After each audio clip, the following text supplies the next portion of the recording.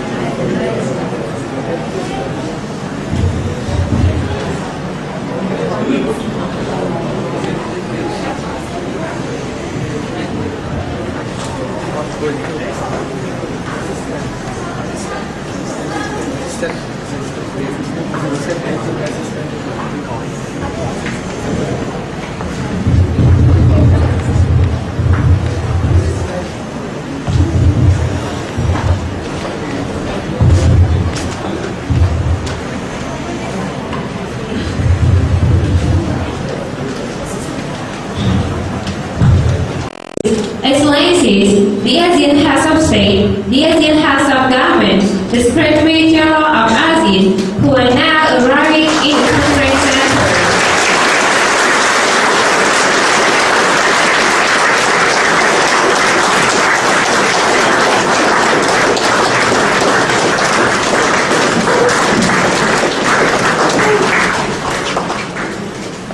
Thank you. Please be seated.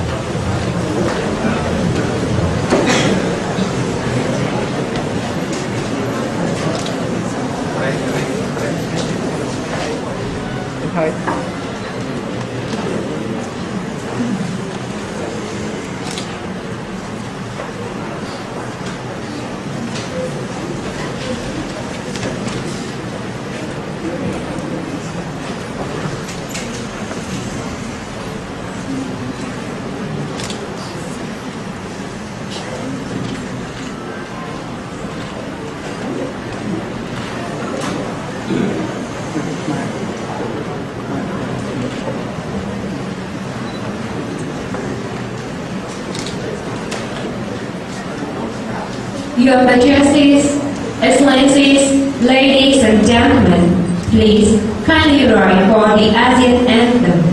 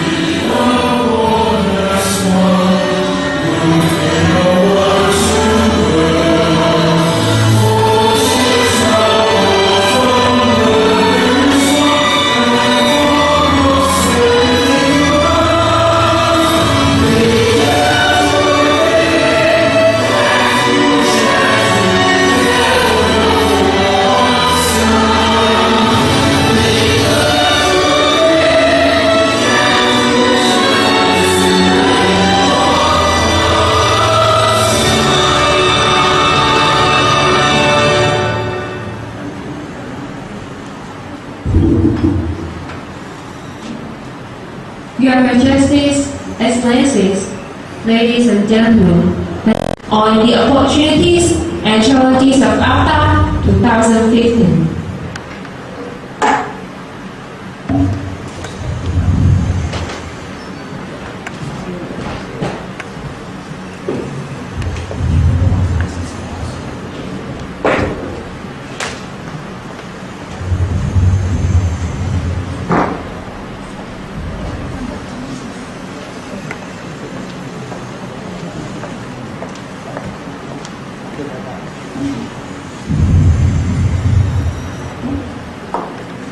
Opportunities and challenges of AFTA 2015 to deliver this document.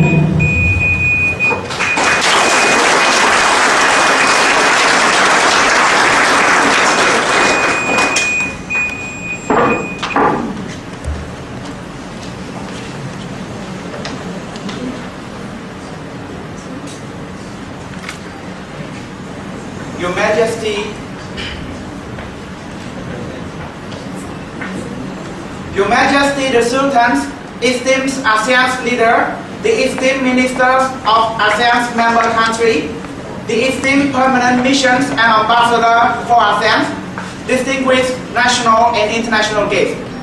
On behalf of the Royal Government and people of Cambodia, I would like to warmly welcome Your Majesty the Sultans, Excellencies, Head of State, Government, and distinguished delegate of the ASEAN country to the Most ASEAN Summit on AFTA 2015 being held in Phnom Penh, the capital city of the Kingdom of Cambodia. The Royal Government and people of Cambodia have the great honor to once again host this important summit, and we would like to extend our hospitality to Your Majesty, Excellencies, the leaders of ASEAN as neighbor, friends, brother, sister, who have come to the land of Angkor, the Kingdom of Cambodia, Kingdom of Wonder, which is full of cultural heritages and valuable ancient temples left by our ancestors thousands of years ago. After achieving peace and reunification of the territory, which resulted from the Royal Government win-win policy, Cambodia became a full member of ASEAN in 1999. This has allowed Cambodia to integrate with the regional and the world economy and play an active and dynamic role as an equal member with equal rights in both regional and international forums. Indeed, in 2002, with the support of the ASEAN country, Cambodia hosted and successfully chaired the 8th ASEAN Summit. At this time, Cambodia is greatly honored and proud to assume the chairmanship of ASEAN in 2012 with ownership and high responsibility to assume the chairmanship in order to make contribution toward realizing our common goal, which is the establishment of the ASEAN community in 2015 as stated in the ASEAN Charter. The mock ASEAN Summit on AFTA 2015 coincides with the celebration of the 45th anniversary of ASEAN. Indeed, ASEAN has undergone a major transformation since its founding, from a region wrecked by conflicts, misery, and poverty to a region of peace, stability, and development. After more than 4 decades of development, ASEAN today has become a closely integrated political and economic entity, an influential player in Asia and indispensable strategic partner of major countries and organizations in the world. Cambodia is certainly proud of having made positive contribution in ASEAN according to its capacity and ability in bringing about such progress. Nevertheless, along with the success and achievement made so far, ASEAN is facing some challenges that need to be addressed in order to realize the objective of ASEAN's One Community, One Destiny. Within the region, we continue to face with several intransigent issues and challenges, such as food security, energy, climate change, natural disaster, terrorism, transnational crime, and maritime safety, among others. Moreover, although the development gaps among ASEAN's members has been noticeably narrowed, it is still big. This requires us to double our effort to promote further growth and improve equitable distribution of the fruit of growth at both national and regional amongst members' countries. Indeed, narrowing such development gap is not only a precondition for ensuring ASEAN's competitiveness and reducing poverty of our people, but also for helping ASEAN achieve real regional integration and promoting its centrality in broader regional and world affairs. Indeed, these challenges can hardly be addressed effectively at national levels. This requires a more cooperative and comprehensive approach, particularly through regional cooperation. I believe ASEAN will be able to form a regional consensus on the resolution of outstanding issues. This belief is based on the experience of more than 4 decades, which proves that ASEAN has adequate ability to strengthen stability and security in the region toward achieving inclusive economic growth and becoming an increasingly people-centered community.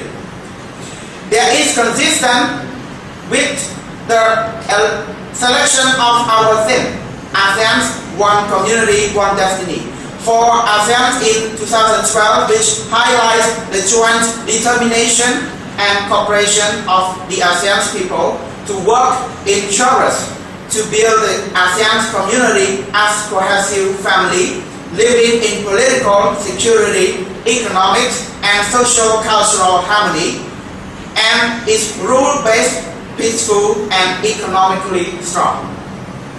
In the spirit of making more positive contribution to the effort of ASEAN community building and AFTA, and overcoming all the above-mentioned challenges, as the chair of ASEAN, I would like to put forward for the consideration of all ASEAN leaders the Phnom Penh Agenda, which spell out our priority for 2012 as follows. First, in the context of continued global financial and economic uncertainty, ASEAN must pay special attention to strengthening the mechanism for ensuring financial stability in the region, as well as for preventing and resolving future crises that may occur in the world or the region. Therefore, we should encourage our finance ministers to work together and with the partner concerned to achieve an agreement or concrete commitment of all members' countries.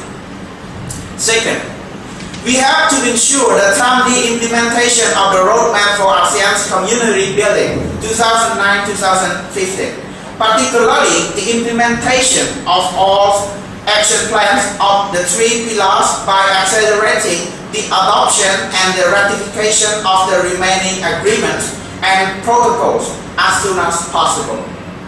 Moreover, we have to pay special attention to narrowing development gaps amongst members of ASEAN through reviewing the implementation of the Initiative for ASEAN Integration Work Plan 2 2009-2015, so that we can identify challenges and lay out additional measures to accelerate implementation. In this regard, we would select some projects related to the new member of ASEAN from the work plan and implement them as ASEAN flagship project immediately in order to achieve concrete results as soon as possible. Third, we should place priority on the establishment of ASEAN Economic Community by 2015, following by the spirit of AFTA, to transform ASEAN as a single market and production base with free flow of goods, services, investment, and skilled labor. Therefore, we must lay out priority actions and key concrete measures to address all the challenges and bridge the gap which are the obstacle for the realization of the ASEAN Economic Community and AFTA as planned. Fourth, the connectivity of ASEAN in both physical and institutional infrastructure is the key for narrowing the development gaps and ensuring successful integration of ASEAN. To achieve this objective, we have adopted the Master Plan on ASEAN's connectivity. We need to promote the speedy implementation of the Master Plan.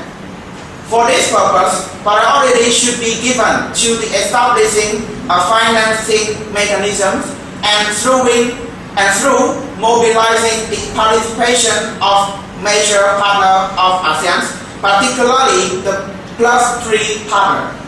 Moreover, we have also to seek effective means to encourage the participation of the private sector in implementing this master plan. Fifth, free flow of skilled labor is the primary characteristic of ASEAN Economic Community and AFTA. Even though this goal has not been fully achieved, indeed, the exchange of labor among ASEAN countries has already been robust. This highlights the need for strengthening cooperation amongst ASEAN members in order to protect the rights of immigrant workers. Six, disaster management has become an important contemporary issue both in the region and the world. This issue has been highlighted by the episodes of severe flooding in the ASEAN country at the end of last year. For objective of strengthening disaster management, ASEAN has adopted some key institutional mechanisms. However, those mechanisms are not fully functional due to some remaining technical issues that need to be addressed, including the financial problems. Hence, we should consider this as an urgent priority for promoting the effective functioning of the regional disaster management mechanism. Seventh, climate change and the frequent occurrence of natural disaster have made the food security a primary challenge for ASEAN and the world at large. Based on the performance and potential of agricultural sector in the region, ASEAN has not only been able to ensure food security for the region, but can do also for the world. To realize this potential, we need to further promote cooperation in the agricultural sector by focusing on boosting productivity and agricultural diversification through addressing a range of problems including infrastructure, technology, financing, marketing, and processing of agricultural products for the region and for export to the rest of the world. Apart from the above priority agendas, we still have many other challenging issues that need to be jointly addressed in order to bring about progress and prosperity for our people and to promote ASEAN's prestige in the international arena. In relation to this, there are some initiatives that we have already started working on and which need to be completed as soon as possible. In order to realize the ASEAN community and AFTA by 2015, cooperation at governmental levels alone is not sufficient.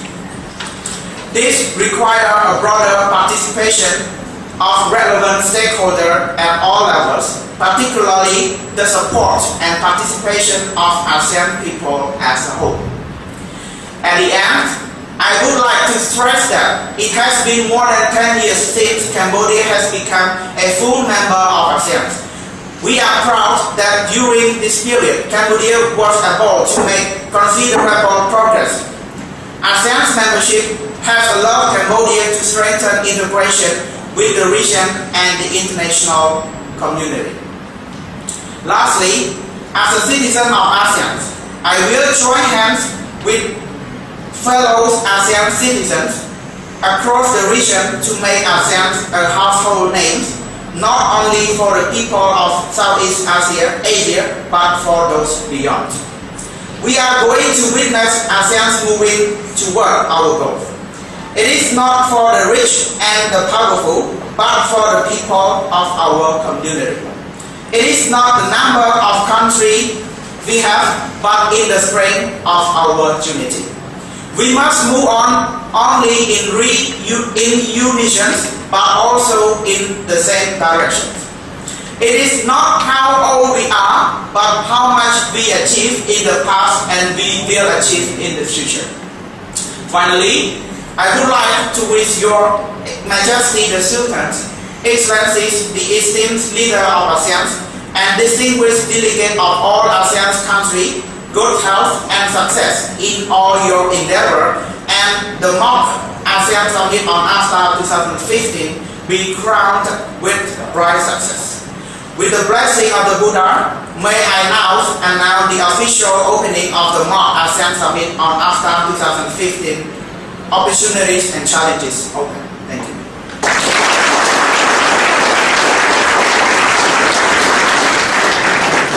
The stage will be shortly rearranged for the photo section.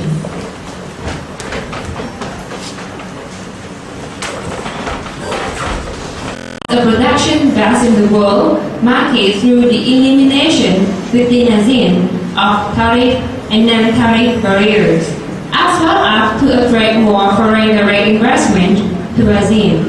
The goals of AFTA is to the interests of ASEAN people, thus motivate the ASEAN to move on as profound community of Southeast Asia's region by 2015. To celebrate this auspicious occasion, a group of artists from the University of Cambodia is proud to perform songs entitled Ông Sabadai Khmer.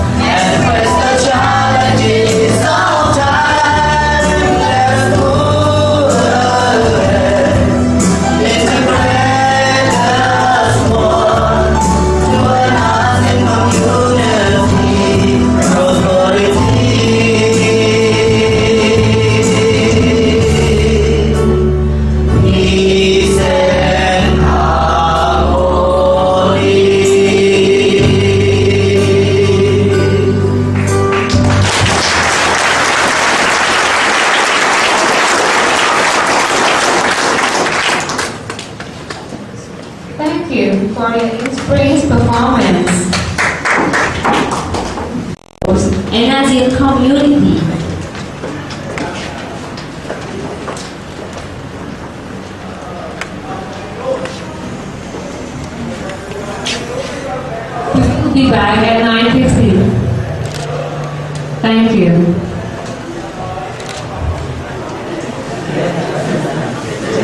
Please have your person.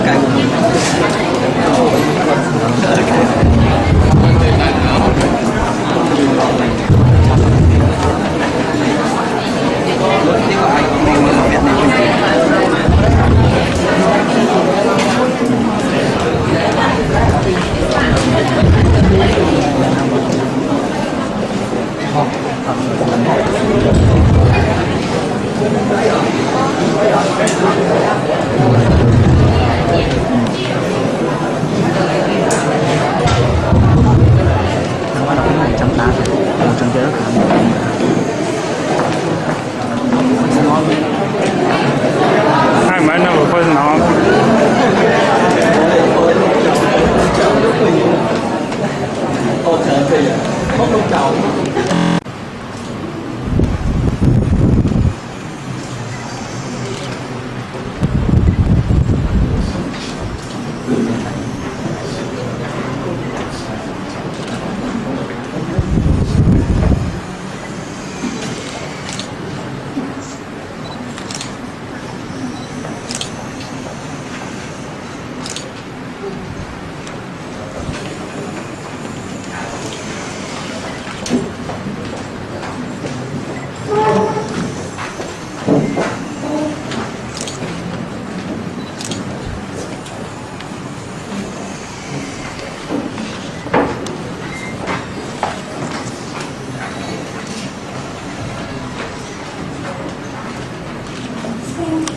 Thank you.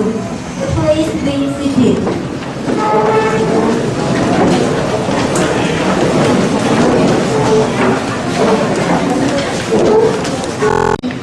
Excellencies, ladies and gentlemen, the ASEAN Free Trade Area of the AFTA is considered to be the heart and source of ASEAN economic integration aimed upon by the ASEAN leader in January 1992. Ultimate objective in AFTA in the increasing ASEAN competitive edge of the production-based gear for the world market.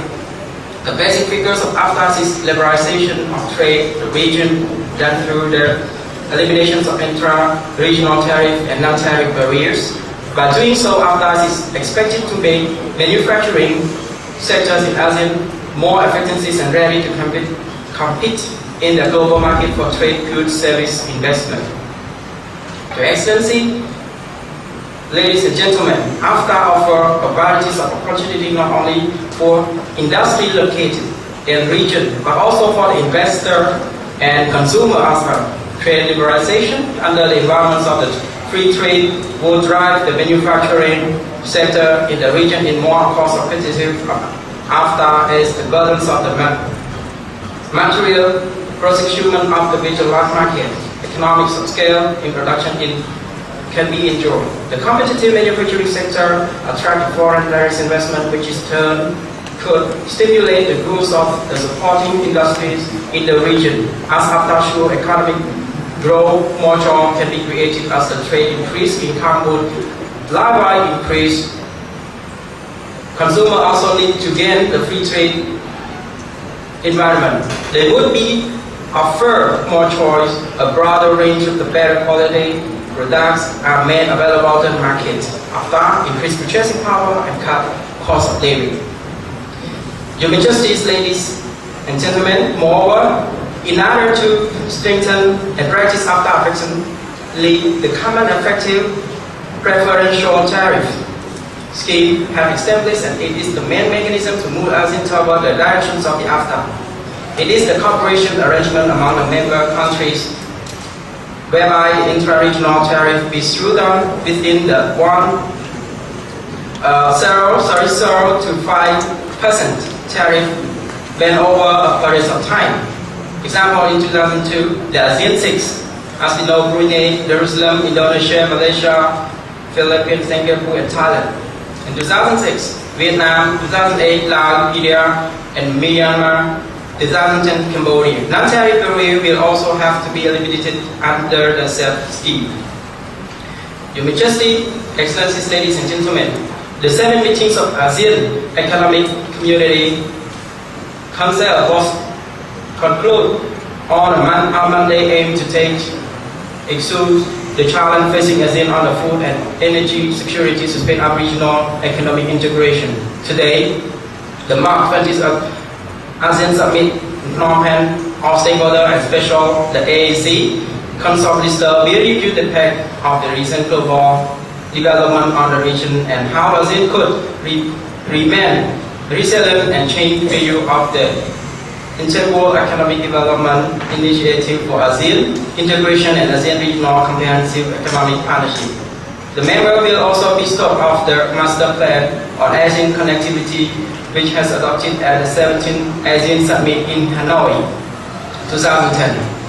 With 19 key strategies including the connectivities among the institutions, the residents of the contribute to the connectivities of ASEAN by 2015. The meeting also discussed the implementations of AAC through covering trade in goods, trade in investment, services, custom development and integration, transportation cooperation, tourism cooperation, and finance monetary integration. The ASEAN Blueprint was adopted by the ASEAN leader at the 13th ASEAN Summit on November 20, 2007 in Singapore to serve a coherent master plan guiding establishment of ASEAN economic community. Nevertheless, a question is often raised whether ASEAN can meet the challenge of the emerging geopolitical economic environment which are manifest, namely as the obstacle to economic integration and formation of the community. First of all, proliferations of preferential trading agreement in the regional and around the globe is inherent to the process of further economic integration. Second, the complexity of the administrative procedure and consequent transaction costs that govern the ASEAN regulatory framework has impeded and utilization of the preference and the growth of intra-ASEAN trade. Third, the lack disparity in economic development and different political system and structural could heighten closer cooperation and integration. Finally, there remains a strong reluctance from individual ASEAN member state countries to transfer sovereignties to supranational authority, which needed to establish a more formal binding institution can more effectively support their integration.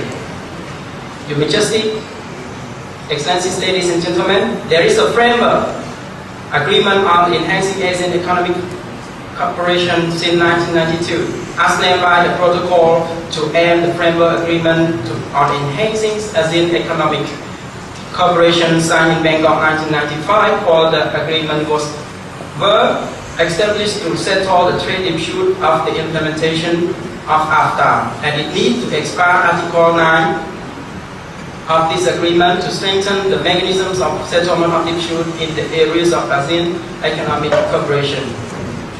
To review you again about this statement, the following are the main points in framework agreement on enhancing ASEAN economic cooperation. First, the provisions of the protocol are without prejudice to the rights of member states to state recourse to others and settlements of dispute involving other member states. As a member state involved in a dispute and resort to other court at any stage before the senior economic officer meeting has made ruling on the panel report. To make your attention, senior economic officer meeting was called the Zoom. Second, there are consultation of each dispute. Thus, member states should accord adequate opportunity for consolidation regarding any representative made by other member states. with respect to any other aspects of implementation, interpretation, applications of agreement, or any cover agreement. Any differential as far as possible and shelter accountability between the member states.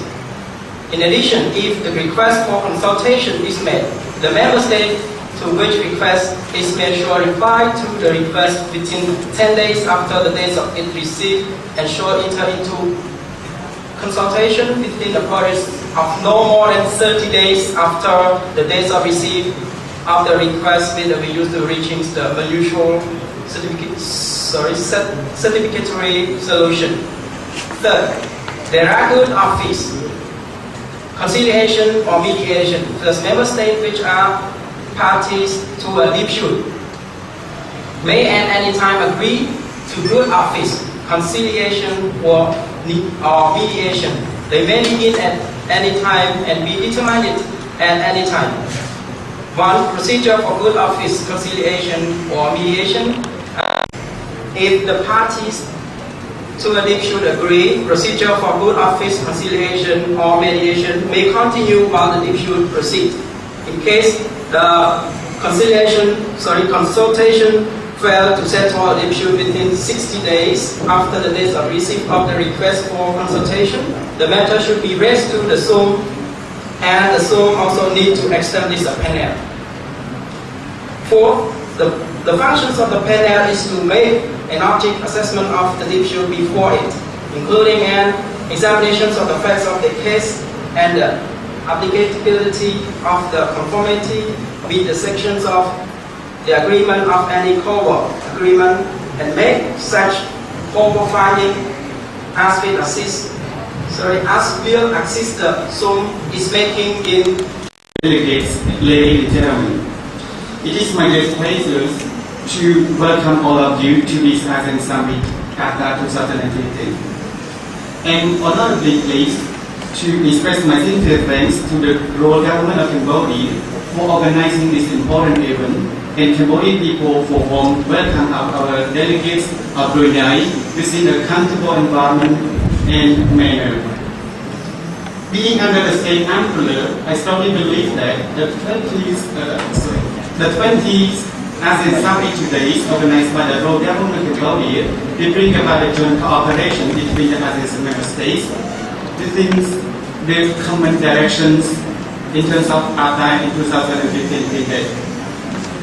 ASEAN Secretary General, honorable ministers, distinguished guests, delegates, ladies and gentlemen, being in the same boat, the same house, and the same destinations, AFTA proposed in 2015 will bring about the opportunity into the region. If AFTA can be paid away for the first possible trade and investment linkage, foreign direct investment, political stability, stable economic growth, and social order, peace will be brought straight away into the region.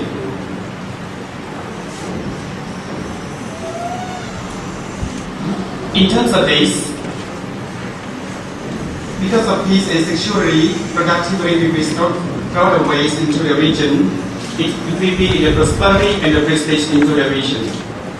If AFTA can be taken into the committed, purposeful, and enthusiastic considerations in 2015, it will lead us, all ASEAN member states, to be recognized by the world and to be in the international stage.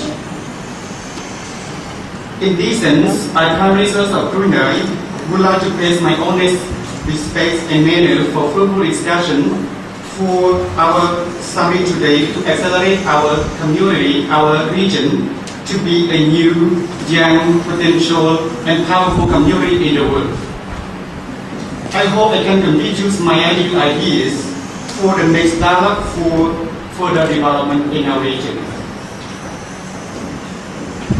ASEAN Secretary General, honorable ministers, distinguished delegates, ladies and gentlemen, AFTA is supposed to be a free challenge, and that it will bring about challenges into our region. In response to this, I hope the ASEAN's leader will be aware and committed to solving some problems that happen in our region. To take part, my Brunei Prime Ministers will honestly and pleased to share the importance and on-time recommendation by looking at all the social circles of the AFTA 2015 together. To make this even more fruitful, I hope the ASEAN's member states could cooperate each other for the next 2 minutes. To facilitate this meeting, the Royal Government of Cambodia, the 20 ASEAN chairmanships with great opportunity will actively involve to facilitate our discussion for the 2 seconds. As a Secretary General, honorable ministers, distinguished delegates, ladies and gentlemen, before I end my speech, I would like to say that Brunei is ready for the most beautiful and remarkable act named AFTA. In case that AFTA can play an important role as most intelligent and outcome-oriented performers, as well as in the international stage, there must be strong and firm cooperation and support from all the social corners. So we as member states, in this sense, supposed to be the ones who design and decorate AFTA together. Finally, I strongly believe that AFTA will have us the same decisions in our regions for better economic development. And I hope that these as member states will live peacefully in the same hammock, in the small house, near the bridge in 2015. So, thank you.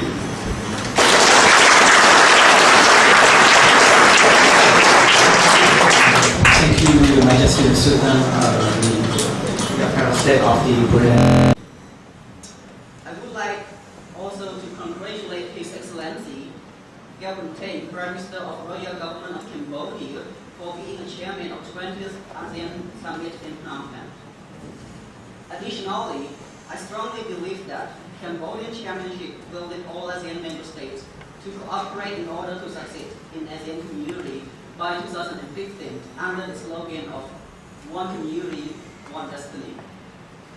Ladies and gentlemen, Laos becomes the new member of Association of Southeast Asian Nation, ASEAN, on 23rd July 1997. Like other members of ASEAN, Laos signed the ASEAN Free Trade Area AFTA and agreed to undertake the common effective preferential tariff. AFTA was established with the goal to increase ASEAN's competitive edge as a production based in the world market through the elimination within ASEAN of tariff and non-tariff barriers and to attract more foreign direct investment to ASEAN, while CET is the primary mechanism for achieving the goals. According to this mechanism, tariff on goods traded within the ASEAN region, which means 40% ASEAN content requirement, were supposed to be reduced to 0 to 5%. Laos has considerably eliminated quota restrictions to export and import. Laos market is relatively open in the region. The government has established a national AFTA unit of Laos under the Ministry of Finance to facilitate the process of liberalizations and also to develop the trade relations within ASEAN members and other countries in the world. AFTA, in the sense of trade liberalization, will create additional opportunities for Laos in terms of accession to markets in the ASEAN member countries without barriers.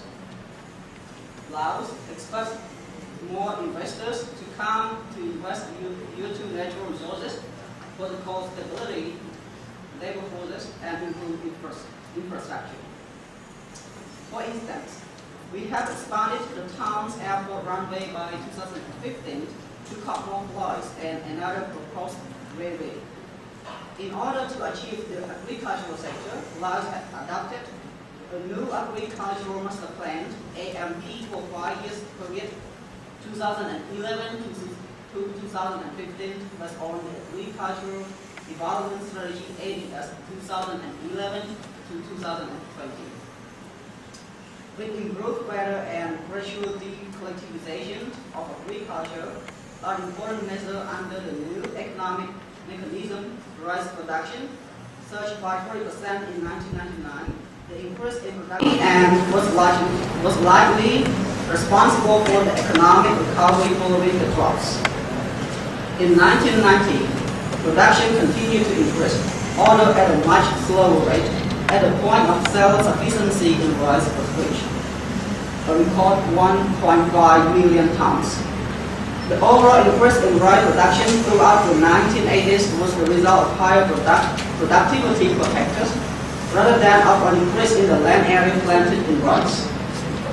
Finally, Laos will bring another chance of modernizations in industrial productivities, expansion of the market target in both regional and international community, and increasing of industry export to foreign countries. So why just integration in 2015 could make a modernization to Laos industry goods? Actually, we will have to modernize our production standards because we have to make sure that our productions are in the ASEAN level. It is clearly stated that this is the real opportunity for Laos to are still in initial stage of development, because Laos has a weak economy, human resources, technology, quality of products, and weak business experience. First, the infrastructure is still poor even though it has tried to improve. As a result, the investors are not keen on coming to Laos. Furthermore, all their inconvenience for travelers in the region, the procedures, and the cost of visas has the net effects of controlling the number of the visitors and generating valuable government income in developing the country. Protecting this asset is a huge challenge for local authorities, which are the first to get benefits, but we must also deal with the consequences of infrastructure development. Malaysia in AFTA.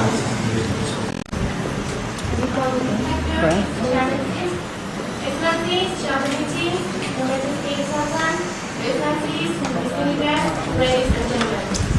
On behalf of the government and people of Malaysia, I would like to extend our congratulations to the Excellencies Prime Minister Cameron on the assumption of the chairmanship of the important market facility. And thank for the Excellencies for the warm hospitality extended to my congress MP. May I share with you, Your Majesty's, Excellencies, some opportunities and challenges to Malaysia economic and trade. The economy of Malaysia is a growing and relatively state-oriented and newly industrialized economy.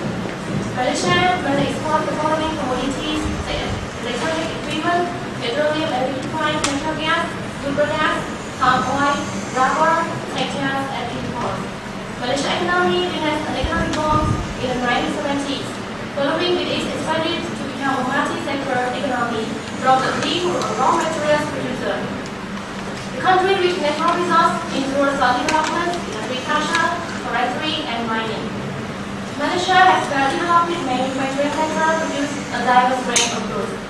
In 2007, the economy of Malaysia was the third largest economy in Southeast Asia and the 28th largest economy in the world by producing power authority with gross domestic product for 2008 of the $222 billion with a growth rate from 5% to 7% since 2007. In 2010, GDP per capita for Malaysia stands at $40,700. In 2009, the nominal GDP was $383.6 billion, and the nominal per capita GDP was $8,100. Many years after ASEAN member states decided to create ASEAN community in 2015. There will be free flow of investment, service, capital, and skilled labor. It will provide opportunities to all countries in ASEAN. On the other hand, it will also provide challenges to other countries in ASEAN as well. Malaysia was one of the founders of ASEAN and AFTA. Therefore, Malaysia will face some opportunities and challenges as other member countries as well. Ladies and gentlemen, Malaysia will gain more revenue from countries. Therefore, the country would have enough money for further development in areas such as agriculture, infrastructure, educational system, healthcare, service, and so on. The wide opening market that Vietnam brought the country to save more investors. The trade card will be able to compete with the regional products. It also increases the exportation of products and about the industries within Malaysia to enjoy the chapter sources of seafood. AFTA 2015 also helped the Malaysian people to enjoy more global price. It also reduced poverty, unemployment rate, and crime. Especially AFTA 2015 will increase GDP in Malaysia. Therefore, Malaysian people will enjoy a good lifetime. Ladies and gentlemen, in existing the impact of closer economic integration between the 10 members in the region, there are a number of factors that need to be considered in terms of Malaysian context. Although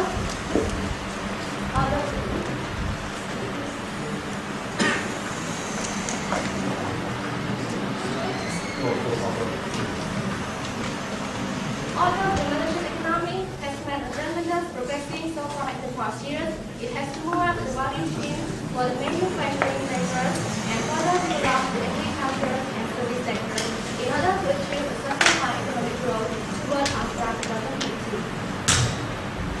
There are two main challenges for Malaysia. First is an economic challenge. Second is a social challenge.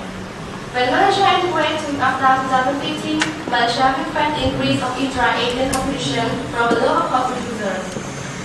At first, the flow of technology or expertise from the member countries. There are many sectors in the industries that may face with a very strong position in 2015, such as automotive, iron and steel, metals, cement, and plastic products, with the result of the tourist elimination and no trade barriers in Asia. The effect of the trade cut to agriculture such as palm oil and rubber. The social impact in Malaysia briefly has to deal with the potential threat of the unemployment rate. Although some industries may enjoy high growth and improve competitiveness, there are others that experience business inclusion and rising the unemployment. Another consideration is the performance requirements on the foreign investment may have more serious impact to the human resource development. Moreover, without the requirements such as the transfer of technology upon to improve work skills may be harmful. There are no requirements that something ecosystem be allocated to low cost that will likely put them to Malaysia with them has experience to improve their management. Ladies and gentlemen, on the special occasion day of the Mount Asian Summit, on behalf of the government and the people of Malaysia, I would like to extend my deepest gratitude and best wishes to the government and the people of ASEAN member states, as well as to ASEAN external partners.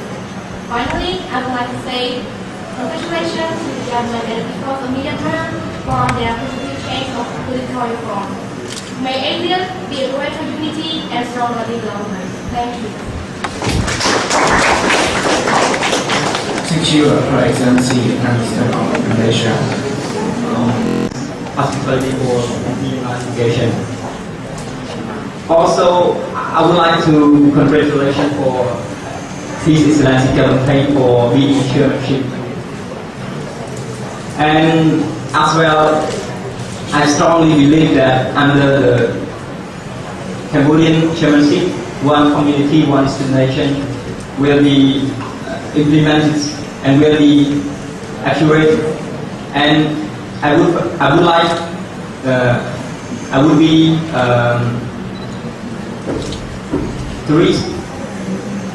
I would like to I strongly believe that under the chairmanship, the one community, one destination will be accurate. Your Royal Highness, Excellency, ladies and gentlemen, before realizing the Asian communities by 2015, which is open for free markets and the free trade, Myanmar also faced many challenges. Myanmar nowadays is just beginning of the democratization. In 2008, Myanmar was also one of the influenced by the economic crisis, and now Myanmar has been improving itself by continuously implementations, the roadmap for community, ASEAN Community 2009 to 2015. Initiating Asian integration strategic frameworks and also the firmly cooperations in order to achieve the common challenges and realign the collective of the goals of the members by 2015. Being a part of it, Myanmar has gratefully reformed the political aspects by renewing the free elections, relieve the political prisons, and promote fundamental freedoms. In this regard, Myanmar has adopted many laws, policies, measures, and mechanisms to assist the free flow of goods, services, capital investment levels, and export across the border without tariff. As the result of these changes, Myanmar has drawn attention to the international communities and has been welcomed by all Asian member states regarding this new situation. His Excellency Takarat, the President of the Philippines, to resolve the reconciliation. Thank you very much. On behalf of the government of the people of the Philippines, I would like to congratulate His Excellency Jaduntay, Prime Minister of the Kingdom of Cambodia, for his protest to be the chair of the 20th ASEAN Summit 2012 in Phnom Penh, infrastructure, economy, and peace and stability. Joining in ASEAN in 1999, the Kingdom of Cambodia is the youngest member, but he can integrate himself in the region and in the world as a whole very fast. In 2015, Cambodia will be a member of AFTA too. Being a founding member of ASEAN and joining in AFTA since 1992, Philippine economy has been faced in both opportunity and challenges. However, the economy of Philippines has increased steadily from time to time. As in 2011, Philippine economy is the 45th largest in the world, with an estimated GDP of $216 billion. The primary exports include semiconductors, electronic products, transport equipment, garments, copper products, petroleum products, coconut oil, and fruit. By joining AFTA, Philippines become newly industrialized countries very fast. Philippine economy has been transitioning from the one based on agriculture to one based more on service and manufacturing. The country total labor force around 38.1 million. The agricultural sector employs close to 32%, but contributes to only about 13.8% of GDP. The industrial sector employs around 13.7% of the workforce, but accounts for 30% of GDP. Meanwhile, the 46.5% of workers involved in the service sector and responsible for 56.2% of GDP. Excellency, even AFTA has been made some challenges to Philippine economy, such as agricultural sector, on rice, gross cotton, and cow. But it is not too hard for Philippines to have and provide more subsidies on agricultural sector and develop more infrastructure of this sector to change it into industrial agriculture. In addition, the effects on economies and trade of Philippines is not by AFTA in the region, and it is because the FTA, Free Trade Area Agreement, with the dialogue partners such as China, South Korea, and Japan. However, there are many opportunities of Philippines in AFTA. If we make more and bigger market for Philippine products, the products and the investment of Philippines will flow freely in the region. Excellency Chairman, Excellency, ladies and gentlemen, in order to integrate ASEAN to be an economic community, peace and security is very important. It's will affect to the whole cooperation and integration of the ASEAN countries in AFTA and economic development. So I strongly support all the ASEAN countries to solve out the conflict peacefully, such as the South China Sea conflict, Cambodian-Thailand border conflict, and the withdrawal of economic sanctions to integrate into ASEAN free trade area in 2015. And we should make a road for him to go smoothly. Political and economic reform of Myanmar is a good sign for the world that there will be a change in this country. Finally, I would like to say thanks for the chair of ASEAN, the Kingdom of Cambodia, for providing me the chance to deliver my speech in Cambodia, and I hope we will continue to discuss about our problem and conflicts and integration smoothly together.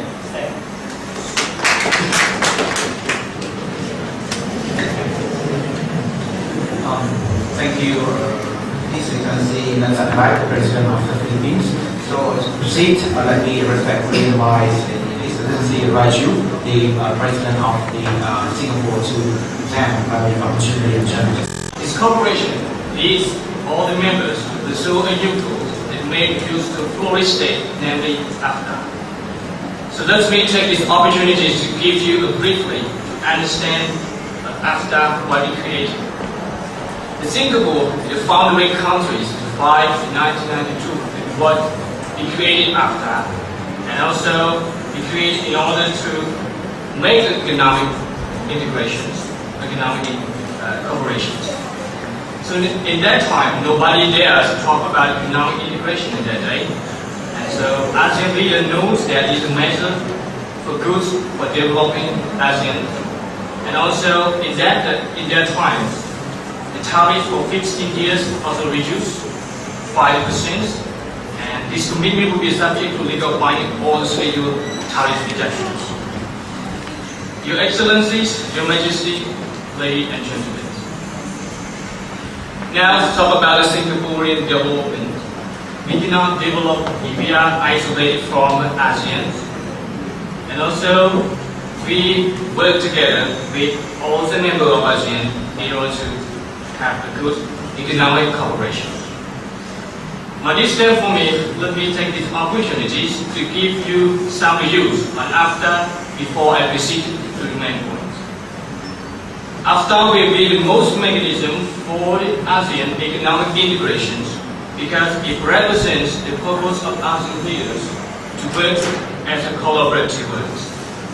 Collaborative development market will provide the opportunity for each state to show its potential. But AFTA will degrade ASEAN economy if we do not assist each other in terms of soft and hard infrastructures.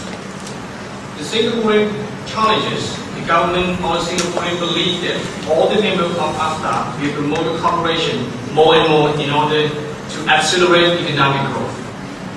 Now it's time for me to give some concern about AFTA. Singapore wants to indicate some views on these challenges for Singapore. First, it is slow labor growth rate in Singapore that is difficult for competing among AFTA members. Because in the future, labor force will be insufficient to compete in that area. Innovative in our economy aspect and is constantly declining. Growing Singapore labor force dominated moderated in 2011, reflecting the absolute decline in number of permanent residents in the population. Second challenge is it hurt Singapore the most in the future in higher aging population among the ASEAN member states. The aging population in the labor force has important implications for the competitiveness of Singapore's small and open economy, particularly if all those workers do not make significant contribution to overall productivity growth in the economy. Singapore will suffer the most among ASEAN economy from the aging population, with the average growth in economic output falling more than 40% over the next 25 years. Singapore will rank first ASEAN with the proportions of the 30% in 2025 and 35% in 2050, increasing from the current ratio of the 60%. Third, Singapore is facing the current cheap labor force in the every countries. There is no doubt that Singapore's current rate is higher than American due to its significant economic development. This drives Singapore's society toward demand of high salary for 5.9% in the second quarter of 2011.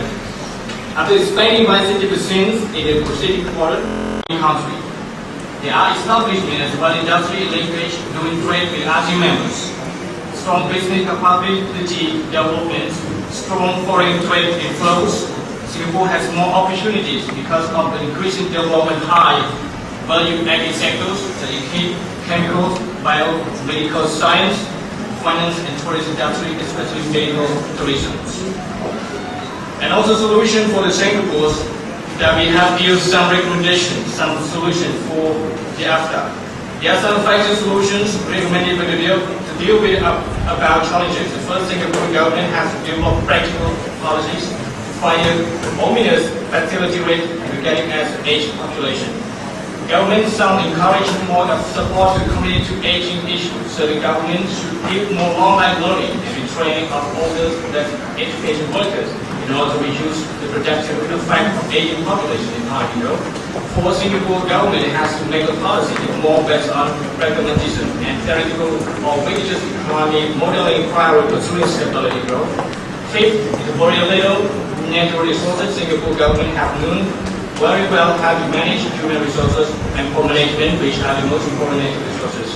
Also, these are recommendations for the solution for Singapore. And now the conclusions.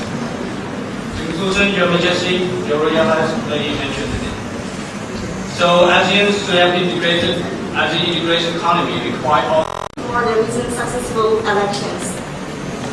Today, I am so glad to see all of my dear friends, ASEAN members here coming together to share our experiences and concerns.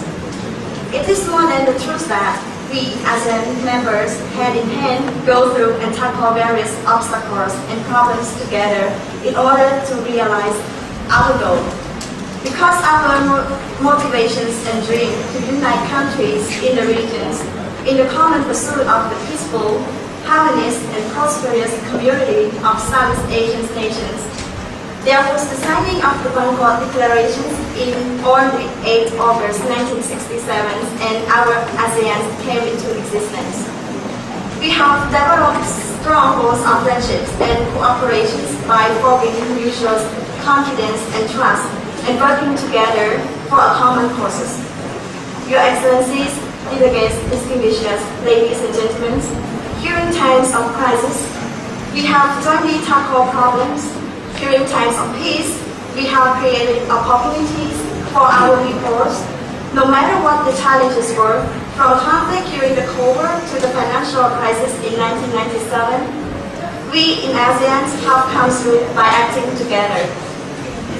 And from 5 founders to 10 members, a group of diversity, we bear common purposes.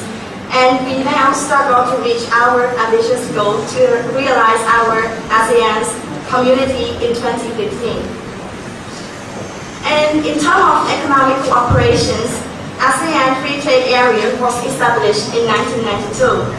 Under this framework, we believe that ASEAN will become one single market with a free flow of goods, services, labor forces, and we will become the region that is friendly to the foreign direct investment. This will increase possibility of competitiveness in the regions and raise the consumer efficiencies and enhances the quality of those products to our people. AFTA aims to reduce tariffs among member countries through a common effective preferential tariff structure.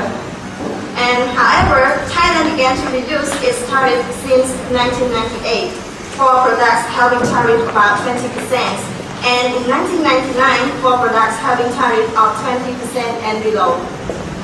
It has been set out that the full implementations of AFTA will be enforced in 2015, in which both tariff and non-tariff barriers are eliminated to facilitate the free flow of the above mentioned. However, we cannot deny that this framework initiates both opportunities and challenges for our members. And that is why today we gather here to discuss with each other under the theme of ASEAN Visions on AFTA 2015. Your Excellency, distinguished guests, ladies and gentlemen, let me take this opportunity to tell all of you here about Thailand in AFTA 2015. In the first track of AFTA, Thailand has seen positive growth. Thailand is able to gain advantages from AFTA, particularly in terms of foreign direct investment. The foreign direct investment has increased in many sectors. However, it seems that the inflows of the manufacturing sector take a lead than others. Investors clearly saw the opportunity to invest in Thailand since the implementations of import duties for intermediate imports from other ASEAN members countries with the lower price under the AFTA scheme. It requires more complementary factors besides the tariff AFTA to absorb investment in Thailand. Thailand also able to obtain more trade volume with the other ASEAN member countries. ASEAN was the fourth largest trading partner of Thailand before AFTA came into place. And it's moved to second place since the AFTA agreement was implemented. With tariff reductions and eventual eliminations, concessions of all ASEAN's member countries have been providing the better opportunity for Thai exporters to gain competitiveness over exporters from outside the region. Thailand also imports from ASEAN countries and continue to increase. However, the volume of imports is so far lower than the volume of export. Plus, Thailand had a strong industrial sector both in quality and quantity. This industry were able to produce enough to justify domestic consumption as well as supplies to the Asian region. And we predict that in 2015, Thailand still gained those advantages while some others should be noted. It can be seen that the most important opportunity that Thailand can gain from AFTA 2015 is to outsourcing its factory to the other ASEAN members. By taxing incentive in AFTA framework, Thailand can encourage per investor to go and invest to the ASEAN members. This will increase more chance for Thai investors to be responsive to the regional needs among ASEAN members. And Thailand is a competitive exporter of its manufactured products to the Western and regional states. So by relocating and outsourcing its manufacturing factory to the ASEAN new members, Thailand will definitely be able to increase its productions to those countries and increase its GNP.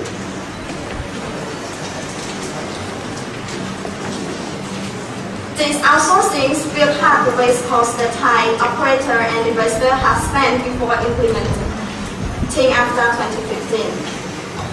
In addition to the outsourcing, AFTA in 2015 also encouraged the foreign direct investment to come in Thailand.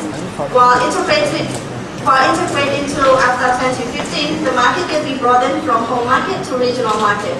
The foreign direct investment will bring about capital, technical expertise, and technological advancements to Thailand, and as a result, the unemployment rate will decrease. Thailand will become the foreign direct investment destinations in 2015 since the conditions and Thai policy are all friendly to investors. It has liberalized and encourages market-oriented system that allows the freedom of moving in terms of productions. More importantly, the climate for foreign direct investment is very easy that can absorb foreign direct investment. The government has adopted many policies which favor the foreign direct investment, and many support and incentives also have been put into place. The current track of AFTA has already benefited in attracting FDI to Thailand, and this is a prediction that there will be the continuations of flowing of FDI to Thailand compared to other members. One of these evidence is about the report from the World Bank that Thailand has ranked in the 12th place in the most easy country in doing business, and that will attract more investment. In addition, AFTA can also pave the way for Thai automotive products to flow to the regional countries easier and cheaper. Besides, food industry and agricultural products also have a marketing opportunity in ASEAN's member states. Your Majesty, Your Excellencies, Secretary General of ASEAN, delegates, distinguished guests, ladies and gentlemen, not different from our dear members, we Thailand also face various common challenges in maximizing the benefit and minimizing the potential risk in implementing AFTA 2015. Those challenges ranges from the flow of skilled labor, large effects on trade and protected products, logistics systems, impacts on some key agricultural products and small-scale business, and the lack of practical and policy dilemmas of going forward. However, we are now seeking for domestic solutions to deal with those challenges. In addition, some concerns are needed our dear members together cooperate to deal with in order to achieve our common goal. Finally, Thailand is still optimistic with the AFTA framework that it plays as a mechanism in fostering the Thai economy and ASEAN as a whole. This framework will shape ASEAN to become a unique part of the world and strengthen ASEAN's ability to enter into world stage. We commit ourselves to realize the ASEAN 2015 visions, and we are ready to help our members who need our hand. Thank you. Thank you, Excellency Sanjani, Prime Minister of Kingdom of China. Good morning, and thank you very much for Your Excellency's Prime Minister of the Kingdom of Cambodia to provide such an ideal opportunity for me to deliver my speech regarding to the opportunities and challenges of AFTA 2015 in Vietnam economy. Your Majesty the Sultan, esteemed ASEAN leaders, Excellencies, ladies and gentlemen, distinguished national and international guests. It is a great honor to have His Excellency Prime Minister of the Kingdom of Cambodia, Phnom Penh, to open our meeting, followed by the remarks of representatives of other ASEAN members. On behalf of all participants and the government of Vietnam, I would like to express my sincere thanks and appreciation to all participants and representatives of ASEAN for the insight that I am sure it will be very helpful in our sessions. The government of the Socialist Republic of Vietnam have great honors to participate in this important mock ASEAN 20 summit, and we would like to extend our sincere thanks to Your Majesty, Excellencies, and the leaders of ASEAN, its neighbors, brothers, sisters, friends who have come to this summit. Vietnam and ASEAN member countries have many things in common regarding history, culture, society, and economies. While their traditional relations have long been established, trade and economic relations have only developed rapidly since 1986, while Vietnam has switched itself to a market economy, applied the Doi Moi policy. Since 1995, economic relations with ASEAN member countries have expanded to many areas, including trade and investment. Vietnam's accession to AFTA and the various economic agreements within the framework of ASEAN have demonstrated Vietnam's commitment to economic cooperation and integration in the region in particular, and the world as a whole, as well as a commitment to opening up its economy and trade liberalization. Vietnam's current reform has testified with impressive success to the vigorous drive and strong determination toward reforming its economy. Your Majesty the Sultan, Excellencies, ladies and gentlemen, during the process of economic integration, Vietnam will reap benefits and at the same time faces with numbers of challenges. First, The industrialization and the modernization of Vietnam's economy is one of the priority tasks being pursued by the government at present. Promoting economic cooperation, integration within the region and beyond will enable Vietnam to speed up the industrialization and modernization of its economy. Vietnam is at present in the midst of the process of economic liberalization, from which it is receiving substantial dividends. At the initial stage, the globalization of Vietnam's economy has been dominated by its economic interchange with its ASEAN partners, who have played an important role in this aspect. In ASEAN and through AFTA, Vietnam has integrated with some of the newly industrialized economies and will reap the gains of increased trade and foreign investment. Vietnam will also gain access to new international markets through the ASEAN window and have greater opportunities to extend its economic relations, including technology transfers with the more industrialized economies of the world, thus positively contributing to its economic growth. Vietnam will also have the opportunity to exchange views with other countries and learn from their experiences in improving its economic management and businesses. All of this will assist Vietnam in building an efficient, dynamic, and competitive economy.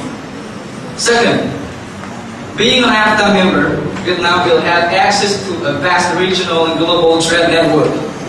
Since AFTA member countries are committed to the promotion of trade liberalization and more developed free markets, Vietnam will have access to these markets as well. Vietnam's accession to the SEPT agreement, as well as its participation in many other areas of ASEAN economic cooperation and integration, such as intellectual property, services, industrial cooperation, and investment, has sent a strong signal to foreign investors of Vietnam's orientation and the goals of its economic policies. This has also strengthened the conviction that Vietnam is firmly committed to continuing the liberalization of its trade and investment regime, in particular and its comprehensive renovation in general. Third, participation in ASEAN and AFTA requires that Vietnam adopt the norms and practices governing the rules and regulations of international trade relations. This is especially significant in that the issue of Vietnam's accession to the WTO has been strongly endorsed and assisted by all AFTA members. Regional integration also makes it easier for Vietnam to be recognized and accepted into the reign and file of the ASEAN Pacific community. Fourth, peace and stability are vital factors for economic development and are also factors of paramount importance to the creation of favorable environment for promoting economic cooperation and integration. However, at present, there still exists potential economic cooperation. At present, there still exists potential threats to peace and stability in Southeast Asia. Conflicting national interests, a certain degree of mutual suspicion, occasional tensions on certain political and economic issues, and different approaches to economic development, and the different approaches on economic development strategies among regional countries all need to be peacefully and potentially addressed by all of the ASEAN member states. Your Majesty, the Sultan, Excellencies, ladies and gentlemen, beside all of the opportunities given above to Vietnam, some major challenges are at the same time emerge. First, by joining ASEAN and participating in ASEAN Free Trade Area, Vietnam has become a member of a club which is taking part by an unbalanced game among powerful and experienced players, especially the first 6 members that are the founder of Southeast Asia. To be a compatible and competitive player, Vietnam needs to develop a competitive, efficient, and sustainable economy. It is a common knowledge that most of the ASEAN member countries are very keen and quite experienced in trade and investment activities. and that the ASEAN trade and legal system are in line with the market economy.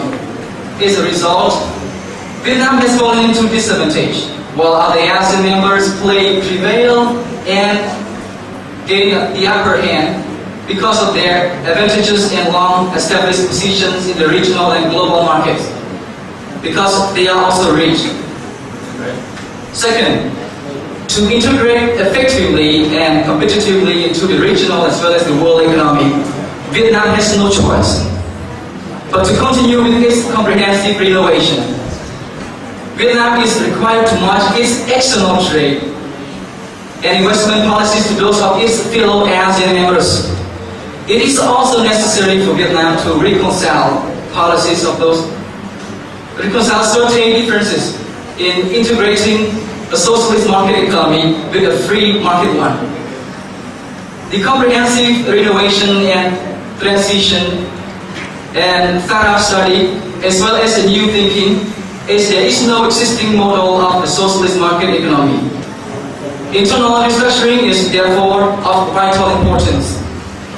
Your Majesty the Sultan, Excellencies, ladies and gentlemen, at the end, I would like to stress that Vietnam stands ready and is determined to step up the renewal process, national industrialization and modernization. We are now in the process of restructuring the economy, renovating the growth model with a view to developing knowledge-based and green economy, securing a fast sustainable development.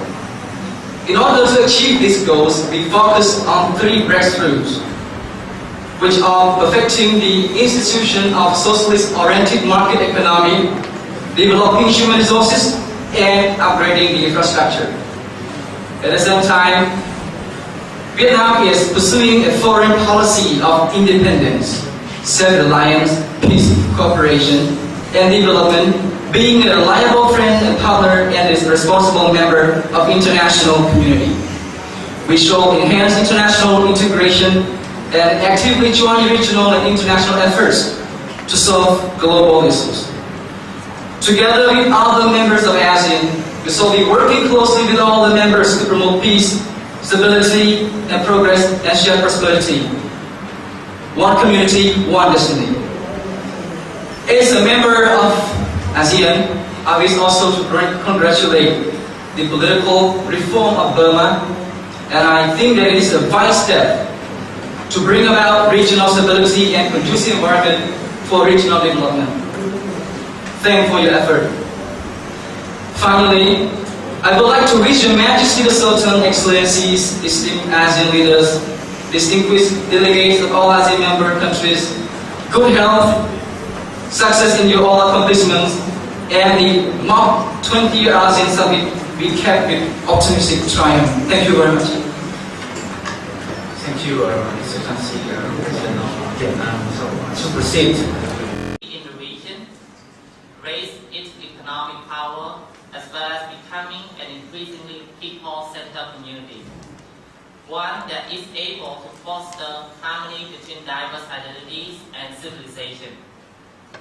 Since its establishment on August 8, 1967 in Bangkok, Thailand, ASEAN has increased its physical size, that is from the 5 founding fathers to now a 10-member state association. ASEAN sees not only its expansion in its physical size, but also in the area of economic, political, social, and cultural cooperation. In the area of economic cooperation and trade exchange, the ASEAN Free Trade Area, established in January 1992 to eliminate tariff barrier among Southeast Asian countries, has been a dynamic force toward achieving extensive integration of the ASEAN economies into a single production base and the creating of a regional market of over 500 million people. The elimination of tariff and non-tariff barriers among the ASEAN members has served as a catalyst for greater efficiency in production and long-term competitiveness. Moreover, the reduction of barriers to intra-regional trade gives ASEAN consumers a wider choice of better quality consumer products. Through ASEAN Free Trade Area, AFTA, ASEAN has achieved significant progress in the removal of tariffs. However, free flow of goods would require not only zero tariff, but the removal of non-tariff barriers as well.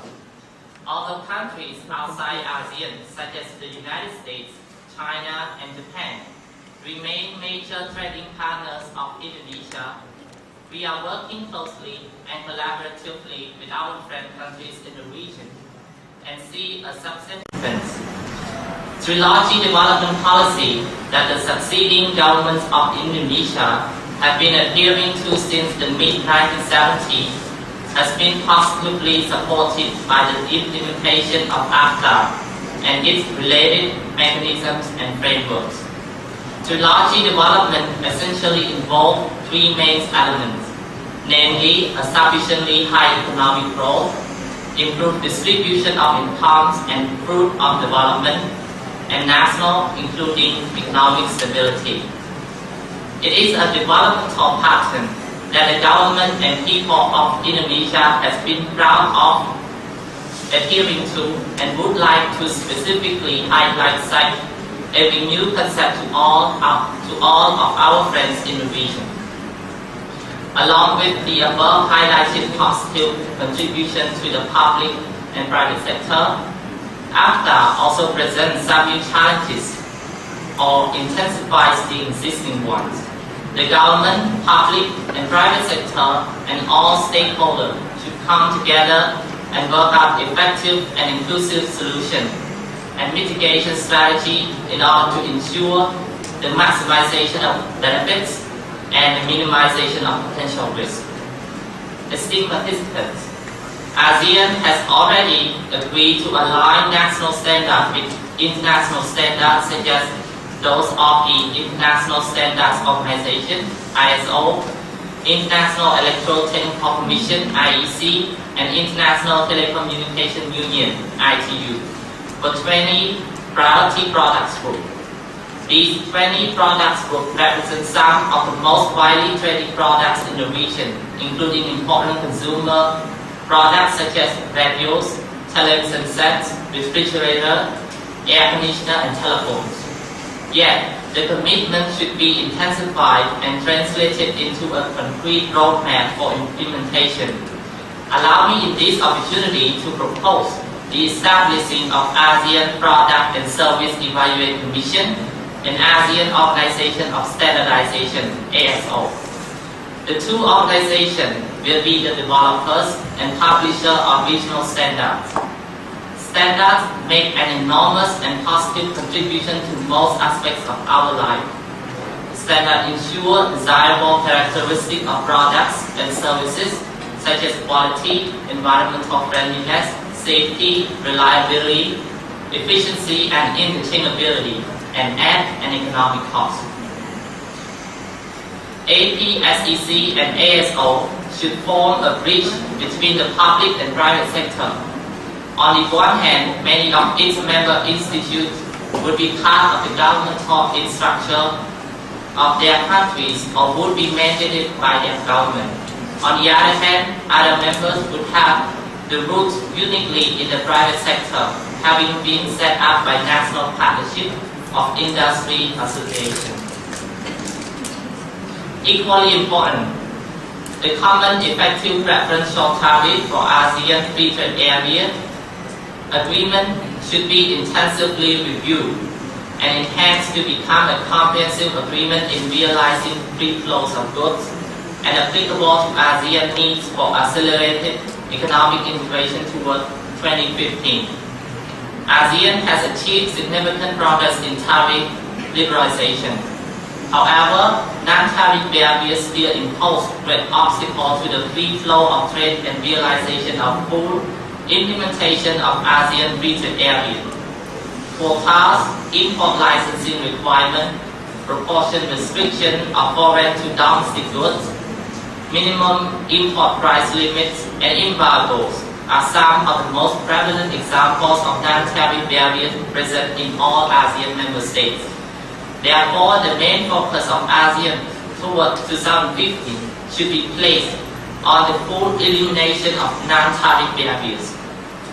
Member countries should work on eliminating NTBs for endorsement by ASEAN Economic Minister meeting scheduled in September 1995. More emphasis should be made to the preparative work of NTB elimination, which is being undertaken by the Interim Technical Working Group. Your Excellencies, Heads of State, Heads of Government, esteemed participants, Indonesia sees the implementation of AFTA as an integral and dynamic force of achieving its national and regional objectives in terms of economic growth, regional integration, and sustainable development. AFTA itself has indeed served as a catalyst for greater efficiency in production and long-term competitiveness of ASEAN in relation to other major free trade areas such as those in North Africa, Europe, and East Asia. The concept of trilogy development should be highlighted and study of any possibility to include in one of the formal and decisive tools at the regional level. We also share some common challenges that require close cooperation and complete action plan in order to avoid blocking shortcomings and to move forward. Establishing a regional evaluation body as Indonesia proposed, and a reviewing and enhancing of the common effective preferential tariff for AFTA, a complete removing of non-tariff barriers and encouraging non-discrimination and cooperation should be a top priority for both public and private sector of every ASEAN member state. Government and people of Indonesia are strongly committed to work with all our friend countries to successfully achieve a full realization of AFTA implementation. Thank you. Thank you, His Excellency Rabit, President of the Indonesia. So, yeah, just to contribute with all of you, as a chair of ASEAN, we, Cambodia, would like to raise up our opportunity and challenges of us in the AFTA 2015 also. So, since Cambodia is the last member of ASEAN, we have become a member in 1999, April's 30th. So, we are the last, and it seems like our development is still low compared to others. We are in a group of what we call the CLMV, right? So Cambodia, Laos, Myanmar, Vietnam. So we are still poor in the region. So yeah, that you can see we include Cambodia as well. So anyway, participating in the AFTA, so Cambodia will have some benefit, or let's talk about advantages, the opportunity for Cambodia. So first of all, let me talk about the free flow of product and market expansion. Of course, Cambodia's trading partner is very limited, since we have only the trading business transaction with only not many. We lack of human resources, so we will really import, especially from the developed country region, especially from Singapore, Indonesia, right? Also from Malaysia, you are very qualified with the technology, the science, whatever. So we strongly believe that research and integration are very flow of the ecosystem to Cambodia. So we really needed to build up our productivity, to improve our productivity as well as to strengthen our export and launch. Another opportunity for Cambodia is about trade investment. So we all witness about that. The investment in Cambodia is not very much. Most country, some country in Asia, like we have Korean investment, and even we have some Thai company, Malaysian company, or also Singaporean company in Cambodia. But let's say the scope or the scope of the investment, especially the foreign direct investment from your country, from the other country, is still very small compared to others. So with such an integration, I believe that it will be a very good image for Cambodia, because it will build up our positive image, our positive steps in the international forum, international stage. So we strongly believe that the other countries, especially the European country, also other countries in various parts, various regions of the world, will trust and will believe in the capacity of the royal government of Cambodia, the people of Cambodia, that they will come here and work so that we will all benefit, especially the Cambodian people. We will be able to reduce our poverty, to increase our gross domestic product, and as well as to get strength and to improve the standard of living of the Cambodian people at large. Right. So these are the three main opportunities of becoming a member, a full member of AFTA 2015. Anyway, so at the same time, still like I have raised up earlier, since Cambodia is the U.S. member, just been awakened from the civil war. So 20 or 30 years of war. So we are in war. So there is no development at all. So during the wartime, our infrastructure, especially the physical infrastructure, was damaged, schools, roads, and others. So yeah, we still lack of that, and lacking of infrastructure is considered as a challenge for the development, the economic development of Cambodia at large. So what we need is to develop our infrastructure, especially the physical one. And regarding the infrastructure here, it is also about the institutional infrastructure, meaning institutional building. Right? We still have some problem with that because of what? Because let's say our civil servant, our government official, their knowledge is still limited. It's not very well-rounded. It's not very knowledgeable as other countries. So sometimes we still have such kind of barriers, such kind of problem. Anyway, the second challenge for Cambodia is about the human resource at large. Okay, so talking about human resource here, I may heavily mention about the labor force, right? The labor force.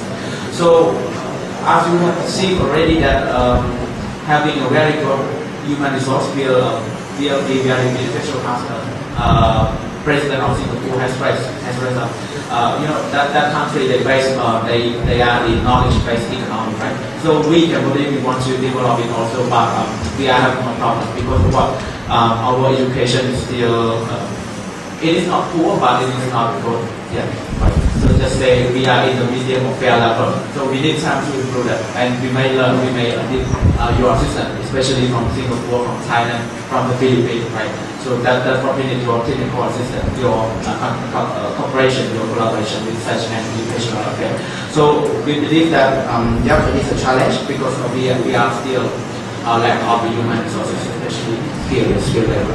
And with such a thing, there will be the free flow of workforce in our community, ASEAN 10 countries. So that if Cambodian workers are still, meaning I'm talking about their education, their knowledge is not very high comparing to other countries. Just talking about the CLB, including me, all my country, also Cambodia, right? So the first opportunity that we will get, some of you have already raised here, that there will be a free flow of product, labor force, and technology. We really need it, especially Vietnam also, right? Like His Excellency Kim Lai has said that his country also needs technology to develop the industrial sector. And aside from that, there will be more technical assistance for us. That is another opportunity. And also it is about the investment, particularly the foreign direct investment that will provide small benefits. If we try to look further, there will be a poverty reduction and the GDP or GNP or whatever, that will be a very increasing in that, right, for such participation. And for the developed nations such as Thailand, Singapore, meaning the founding fathers of ASEAN. So they are, according to the discussion this morning, I have noticed that they will have some advantages. Just first of all, there will be the expansion of the market product. Right? Like we can see our region now, the Thai product is everywhere, and now the Singaporean product, Malaysian, Indonesian product is everywhere in our market, in our region. So it will be a very great opportunity for all your country to expand, to export more product to the other country, to the region at large. And another one is to that your developed country, your nation will be able to ensure better economic stance, meaning you will earn more money, you will earn more income to fulfill your development of the country. And another one is about the question, right? Like you are qualified already, the developed nation, you are qualified already, so there will be the outsourcing of factory, there will be outsourcing of development to the country. And I hope that your developed country will come to Cambodia because we are not ready for that. Right? Not only to Cambodia, but also to other members like CLMV, right? We are very poor. Okay? But let's say we are not very poor, but just poor. If you say very poor, meaning we are in country. Anyway, that's it. At the same time, let me just summarize or conclude or wrap up about our challenges. The same thing for CLMB and EU member. So what we may face is about poor economic forces, right? In all of it, like in agriculture, we are still poor. In industrial, in service sector, we are still poor with that. And another one is about the poor education and lack of skilled labor. The third in regards something related to the poor infrastructure, right? We still have problems with that, especially the physical one. Our road is still insufficient or not very convenient to deliver to accomplish our business transactions. Another thing is also, I believe that CLMV, we may experience the same thing. It is about the effect of tariff reduction on our national budget. Right? We may talk more on that, how to find ways, how to earn other source of income to fulfill our pocket, to fulfill our national budget. Because we will lose a lot of money, lose a lot of income. Right? And anyway, another one is about the low productivity of the poor nation, of the EU member, the low productivity and the poor quality of products. So if we try to compete with our opportunities, that we lack of the competitiveness. Competitive quality of work, advantages of work.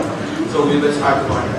Anyway, though the developed nation, you have a lot of opportunity, but I have noticed that the esteemed ASEAN leader, you have raised that there will be the competition among your developed nation. Like there will be competition between Singaporean product and Thai product and Malaysian, Indonesian product. That will be a challenge for you, that it may require your government to develop better policy, better strategy to compete each other, right? But I hope that you will compete each other, say, violently or peacefully, right? Because we, like His Excellency ASEAN Secretary General has said that we have our dispute resolution, right? So I hope you all will cooperate together effectively and try to challenge with each other fairly on the stage, right? Don't create dispute or context. Okay, just skip on that.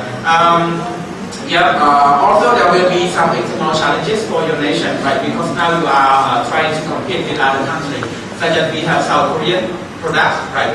And our challenger, the biggest one is China. So we hope that, by integrating each other into a community, we have 600 billion people. I believe that I optimistically believe that we will have a better step to not just to fight, but just to compete with China. So China is our trading partner, but at the same time, only a partner is not enough, but we will try to compete with them also. So try to have the ASEAN product. So I believe that the ASEAN product will be competitive with the Chinese. Not only Chinese, but for also other countries. So this is what we have discussed today in the morning. So I just would like to inform to the leaders of ASEAN that there will be no break. So we may proceed. To our second plenary session. So there will be an open discussion for all of you. So if there is any problem, if there is any idea or concept or opinion to raise up about our opportunity and challenges of your individual country, so please kindly raise, and please just raise your hand up and I will give you the opportunity. So please welcome. Okay, so that there would be good for each other in this ASEAN region. This means that, as Prime Minister of India have raised that, we have to help each other to different member states have different weakness and strengths. So I would like all of the country work together in order to share those things. The strongest have the weakness. For what? This is for in order to help each other to live in peace and security. This is concerning. So in order to have peace and security, most of all of us in member states have to cooperate very effectively in the cooperation. First, just like example, just like Singapore is very good at human resources, especially technologies. So why not Singapore try to have other states in order to improve that skill? This doesn't mean that Singapore is trying to have another competitor, but to have other to go together as one community and one destiny. This means that if other countries grow rapidly in the technology, so that countries will get the benefit as well. If other countries is poor, so maybe none of them can purchase of all the technologies products. The second example is that ASEAN is a natural resource rich.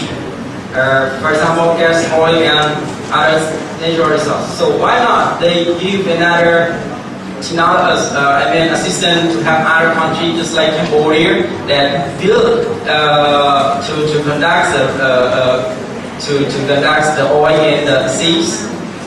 Yes, of course. Why not give the assistance to them to have them in order to improve the economic growth and development? And one other thing is that as Thailand is good at industries and natural resources, human resources stuff, and help each other in the nation. They're trying to foster our pace in development in our region. That is what I'm trying to pursue, that we have to work hand in hand and talk in peace, security, resource of the issue that have during the trade and investment that have during that time. So, as I have mentioned about, we have the mechanism in order to resolve those conflicts. So we have to work peacefully. Not just like what I have raised is that the conflict just border. We should eliminate the conflict in the border. Do not intervene each other. Do not care a lot about the border, because as in the future the borders is not important. So the important is economic development. How the government work for the citizen in order to get the prosperity, peace, and development in the region. So that is all my comment and concern in that. Thank you very much. Thank you, His Excellency, Secretary General of the ASEAN Secretariat. So totally agree with what you expressed, and I just want to add something to that.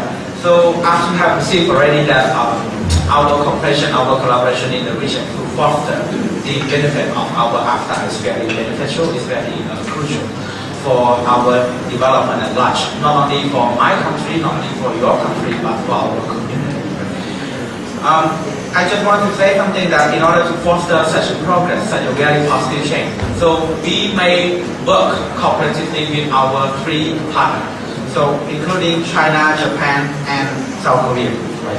We will try to work cooperatively with them. So I believe that with such a very good cooperation with those countries, like the country I have mentioned, China, Japan, and South Korea, that they will help us to foster our economic development of the region at large, not only for your developed nation, not only for our CLP, the poor country, but for the region at large. Right. So that's it. And another thing is that there will be boundaryless. Right. So why I say boundaryless? Because you know already 2015 there will be a community. So community, there is no boundary. Sorry, there is no border, there is no barrier in the community. So there will be borderless. So I just would like to suggest that all countries in our region, right? We are brothers, sisters, we are neighbors. So hopefully that we will try to solve our remaining border conflict. Try to foster it, try to work on it to eliminate such a problem as soon as possible. Right? Because we are living under one roof already. We are living under one umbrella in a home, the same home already. So I hope that there will be no human between our family members, right, with such conflict. Okay.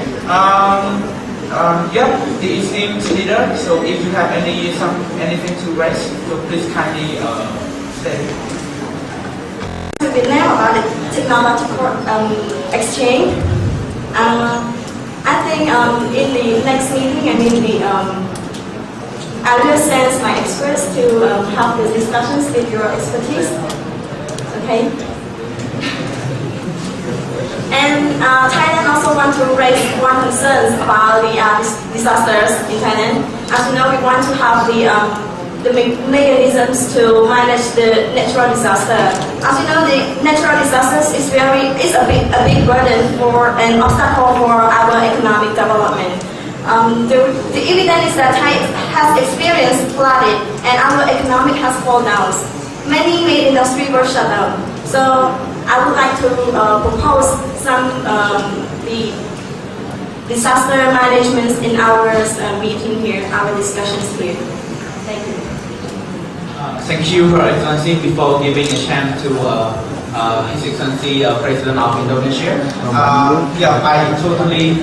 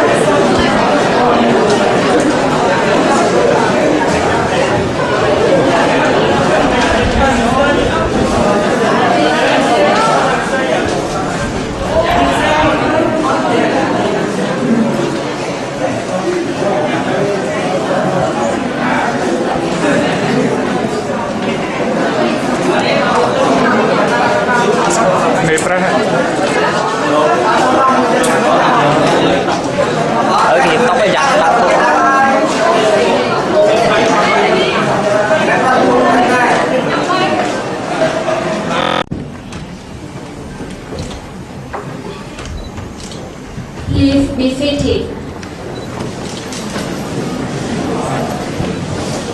Your Royal Highness, Excellencies, the ASEAN Ministers of Commerce, the signing ceremony by the ASEAN Ministers of Commerce on the agreement of ASEAN Non-Agreement on Common Effective Preferential Treatment on Plastic will now commence.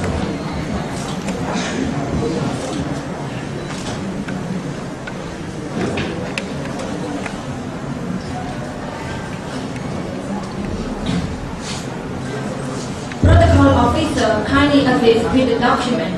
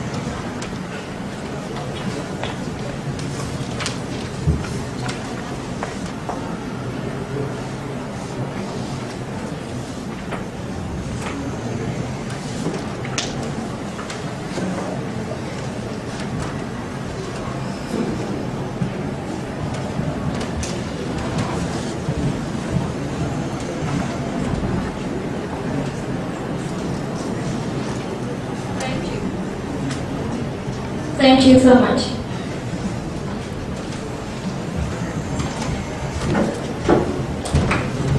May I now invite His Excellency Tan Supira, Secretary General of ASEAN, and His Excellency Samdech Hairon, Senior Minister of Commerce of the Kingdom of Cambodia, to come forward to present and receive the sign of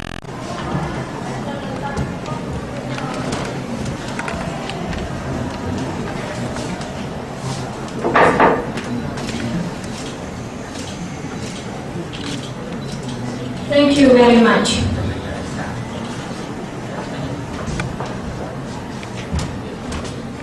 We now kindly invite all the ASEAN Ministers of Commerce to come forward to have a champagne toast for the successful agreement of AFTA 2015.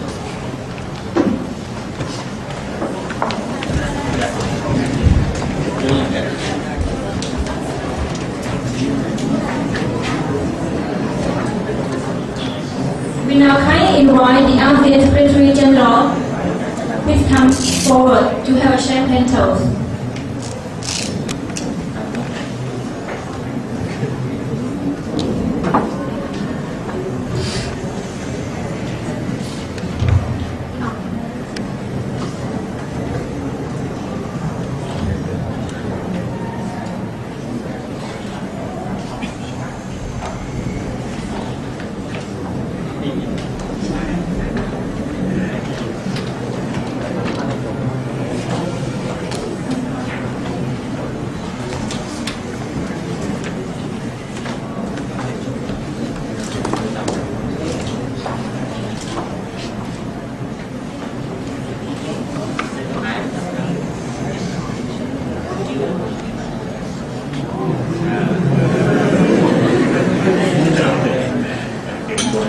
with the ASEAN community.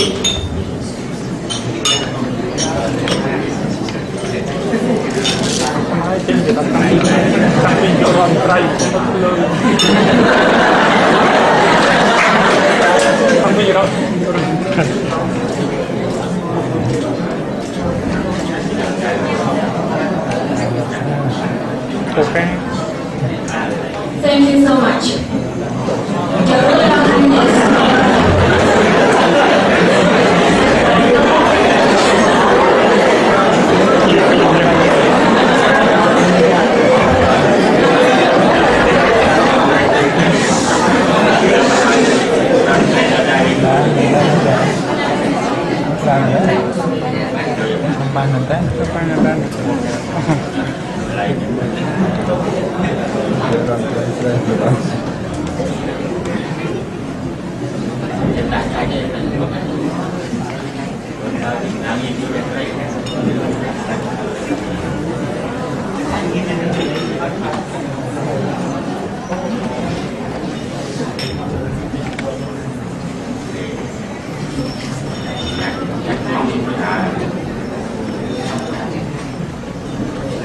Your Royal Highness, Excellencies, ladies and gentlemen, the signing ceremony has now come to an end.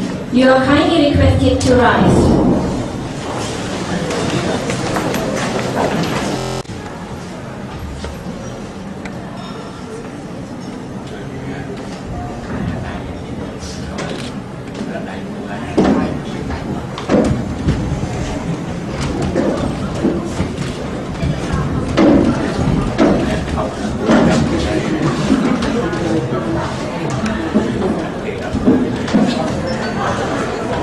Thank you so much. Please be seated.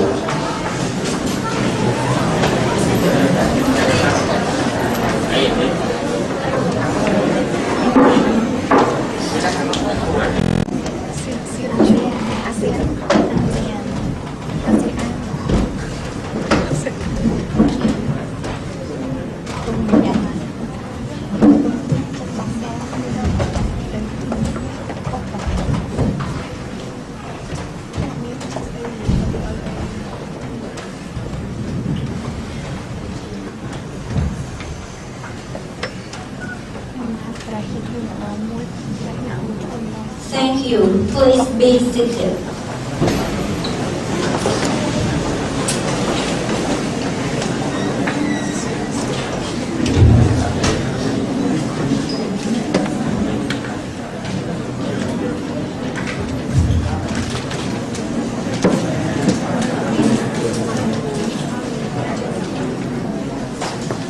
May I now please invite His Excellency Gabantain, Prime Minister of Cambodia, to start the press conference. Your Majesty, students, esteemed ASEAN leader, Your Excellencies, His Excellencies, ladies and gentlemen, distinguished national and international guests, to welcome to the press conference this afternoon after a very meaningful meeting we have conducted since the morning up to 12:30. It's quite long. Anyway, before I give you the floor, especially to all press members and journalists, to ask us the question regarding our meeting, talking about ASEAN, AFTA 2015, opportunity and challenges. Let me briefly state what we have agreed with our meeting and what we have stated in our signing ceremony that has just been completed. So the thing we have agreed on is the objective is to reinforce the AFTA framework and to verify on general obstacle of ASEAN's members in preparing themselves for 2015 integration. So this kind of agreement based on such a thing, and it will have reconfirmed the success of the disaster management on trade recovery and provide preferential treatment on related expect business during and after the disaster. The fourth, we have agreed with each other to create ASEAN Product and Services Evaluation Commission and ASEAN's Organization of Standardization, ASO. So it seems a little bit similar to the ISO. As we have heard before, we have International Standard Organization. But now, according to our meeting this morning, we have agreed to create another organization which is for our region at large. So ASEAN's Standardization Organization. Okay, so ASO. So from now on, we will have another organization in our region in order to test, in order to examine the quality of the product, goods and services.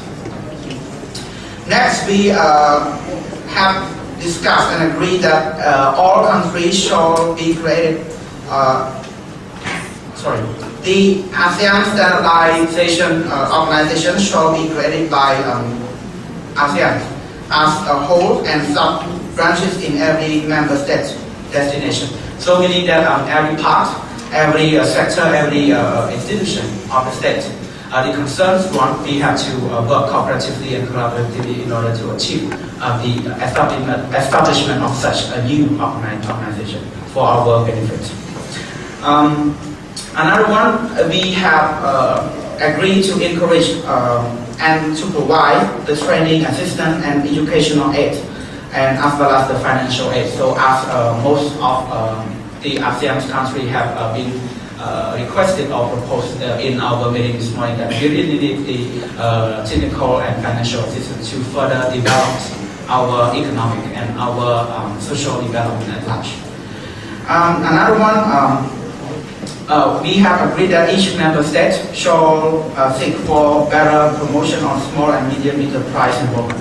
Of course, such an establishment and such a development in small and medium enterprise development are regarded as a very potential economic drive, economic force to foster our economic development at large, as a whole, for not only for each individual state, but for the region at large, for the ASEAN, one community, one complexity. So from now on, we have agreed on such kind of thing, and this is a very fruitful meeting, a very meaningful meeting that we have agreed on many points. And this thing, the thing that we have agreed in the agreement we have just signed, are very beneficial and useful for the realization of the ASEAN economic community as well as the ASEAN Free Trade Area by 2015. So we are very pleased to hear that and to see such very great success. And me, for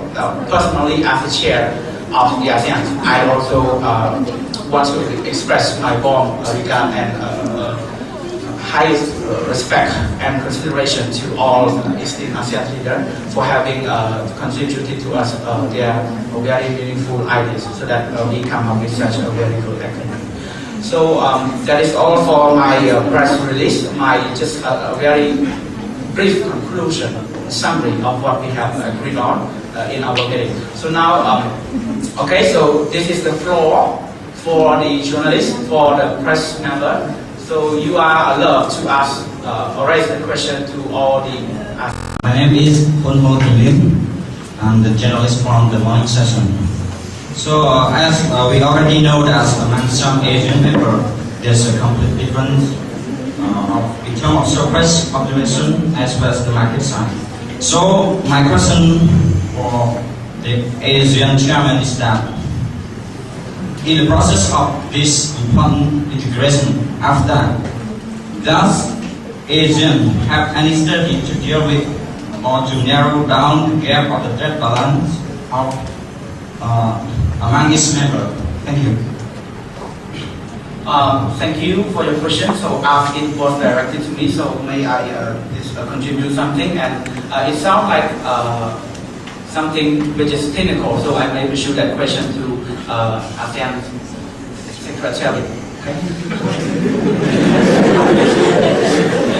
Okay. So how to balance the trade balance? So of course it is very difficult to balance. You know, it seems like there are two sides. So in order to make it equal, it is very difficult. So we must ensure that the two sides are what are equal. I have the same weight or whatever. So in such a trade balance here, so in order to balance it, in order to make it equal, so first we have to, like I stated earlier in my speaking, in my speech this morning that we gotta talk about the mitigation of the development gap. So how do we mitigate it? So first, we have to start by the poor members, especially the CLMV, yeah, including me, my country, also Cambodia. So what we have to do is to strengthen ourselves. Strengthen in what? In whatever affair. If we are poor in agricultural sector, then we have to strengthen ourselves in that, right? So simply speaking, then we may have to try our best to, we have to double our effort to make it better, to ensure the sustainable and the perfect growth of our national economy of each country. So maybe CLMV, we have to work on the same track. We have to work on the same way that we may have to do the same thing. So meaning that after we have achieved such kind of thing, then I believe that we will be stronger. Meaning our productivity will be better, our local product will be more in terms of more better in terms of quality. Then with such a thing, I believe that we can not just compete, but we will have a balance comparing to the all ASEAN members such as Singapore, Thailand, Indonesia, or Malaysia. So this is my thing.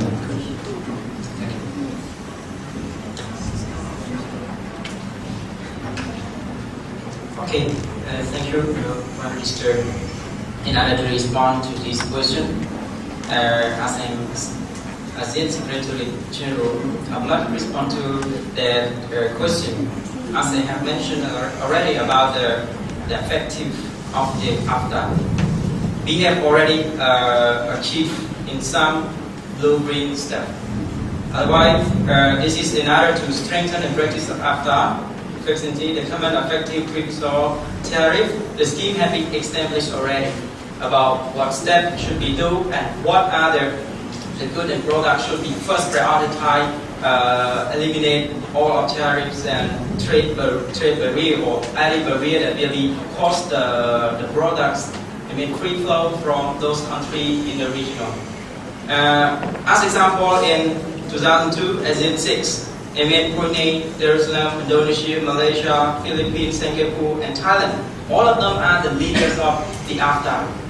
The AFTA already taken this agreement is signed since 1968. It's just only the 6 countries that have already planned and already involving in that agreement. It doesn't mean that in 1992 is the whole just started, but it already have planned and prepared already for this too. But why 2015 is the AFTA start? Because 2015, as we know that the last of the newly common of the ASEAN member state is Cambodia, and the different gap of the ASEAN nation is very far. So that is why they give some prioritize of some goods and services is eliminate the tariffs and barrier first, and then all of the other countries that the newly just like Vietnamese, Laos, India, and Cambodia, they will start and this eliminate all of the trade barrier in 2015. And instead we have already achieved in those blueprint just like the ZEP scheme. The ASEAN 6 have 98.92% of all the product they trade in the ZEP, including least. Of these 99.60% of tariff within the 5 to 0 range, about 53.35% are levied zero tariff. The average ZEP trade rate, but this country have gone down for 12.76% in 1993 to 2.39% it is currently stands. This is the examples of our program session that have already taken place. And we hope in order to further, in order to have the land, we have to increase by having each other to improve all of their abilities in order to labor will be concerned. This is we have to provide skilled labor to each other by giving assistance as the Prime Ministers of Vietnamese address. There is a very concern if there is enough darker. So We have to help each other, even though there is some, if you think that, for sure there are some countries that have already economic developed, they will get a lot of benefit from this AFTA. Because why? They have a big share. If you consider as a business, if someone who have the big share, they will get the big benefit. If you want to get a very, the balances, you have to be equity. If you get 10, if you have the share 10, you get 10. This is the balance. The balance, it doesn't mean that all of the country, even though you are poor and you have less share but you get a high. It doesn't mean that. Balance is that what you have own, you can get that share. This is my answer response to this question. So thank you very much. Welcome for another question. Cambodia and the Prime Minister and as well as the President from each ASEAN members. And I would like to put my question to the Prime Minister of Cambodia.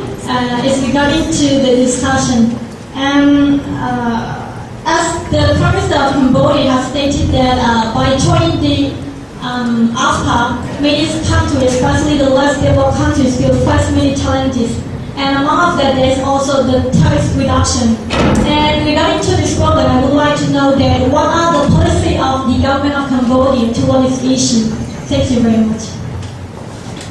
Thank you, Ms. Julius.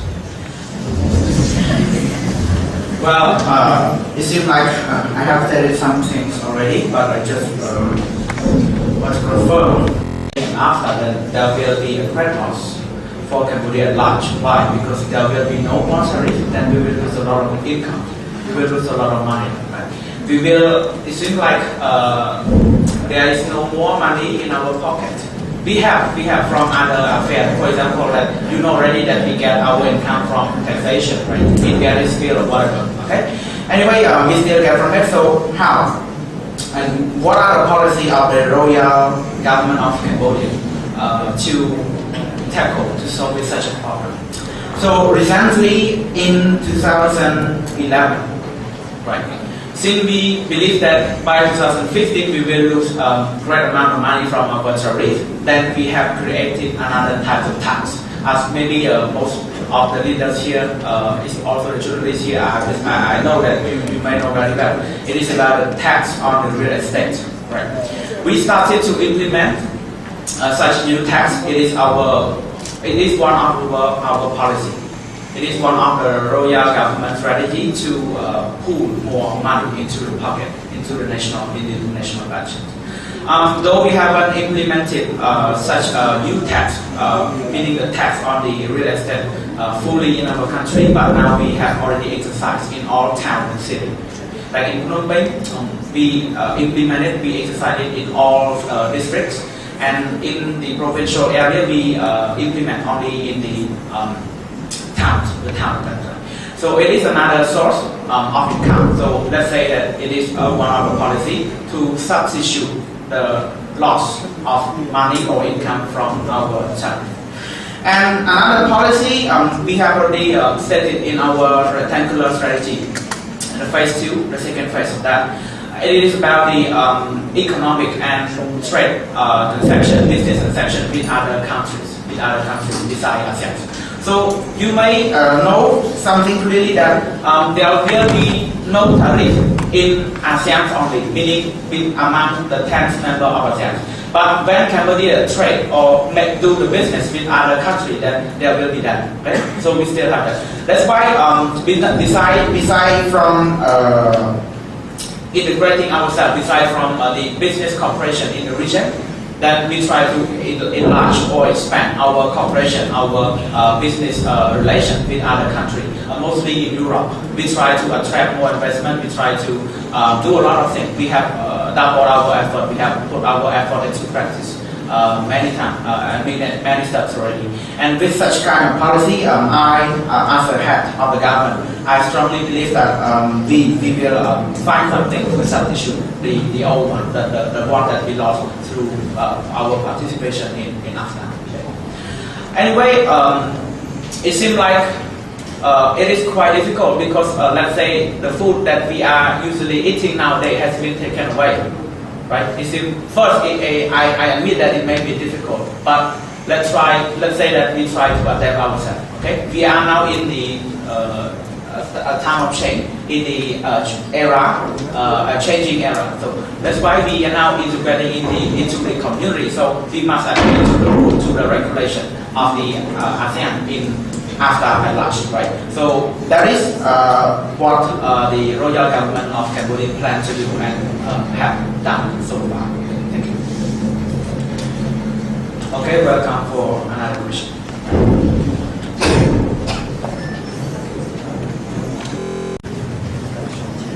First of all, I would like to respect to all royal government and ASEAN members. The president from BBC, British Broadcasting Corporation. Yes, I want to give this word to Philippine royal government. I want to know what is the discussion in this morning up to 12:13. You said you want to push one pillar. You say that in ASEAN, today we have 3 pillars, but you want to push ASEAN member to reach one other pillar. And one pillar is environmental pillar. So what do you mean by environmental pillars? And that you want to push the ASEAN member to create this. So thank you.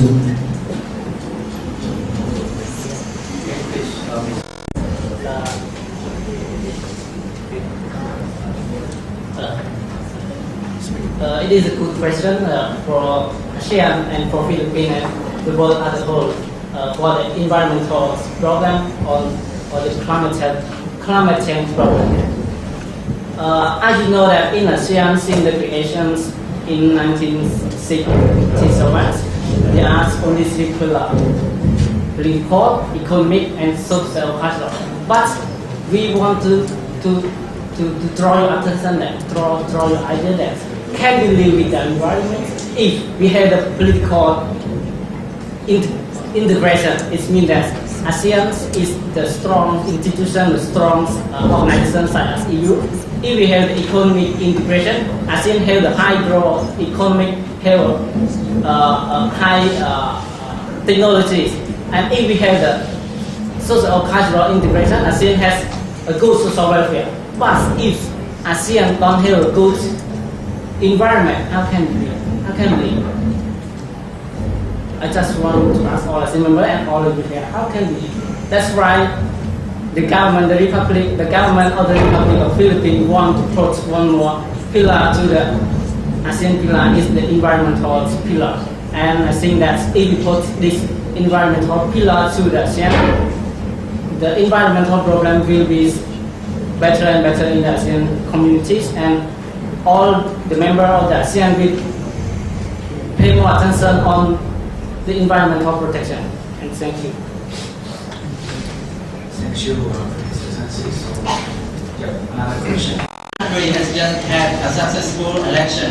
So, what are your strategies of your new government for the upcoming AFTA ASEAN 2015?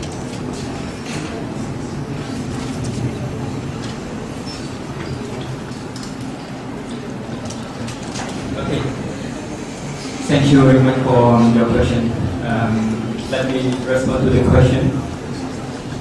Actually, Myanmar has wake up from the political instability by many conflicts, and especially we have transformed our economy, into the democracies, what we call it, democratization.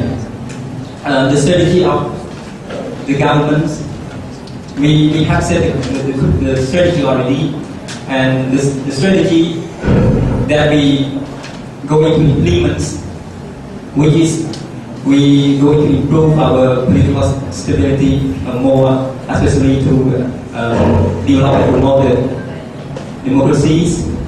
One more thing is what we necessary in responding to the AFTA in 2015.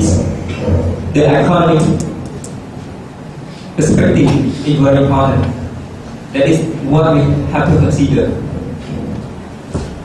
For the key that we can reach the goal and we can get to implement the AFTA policies.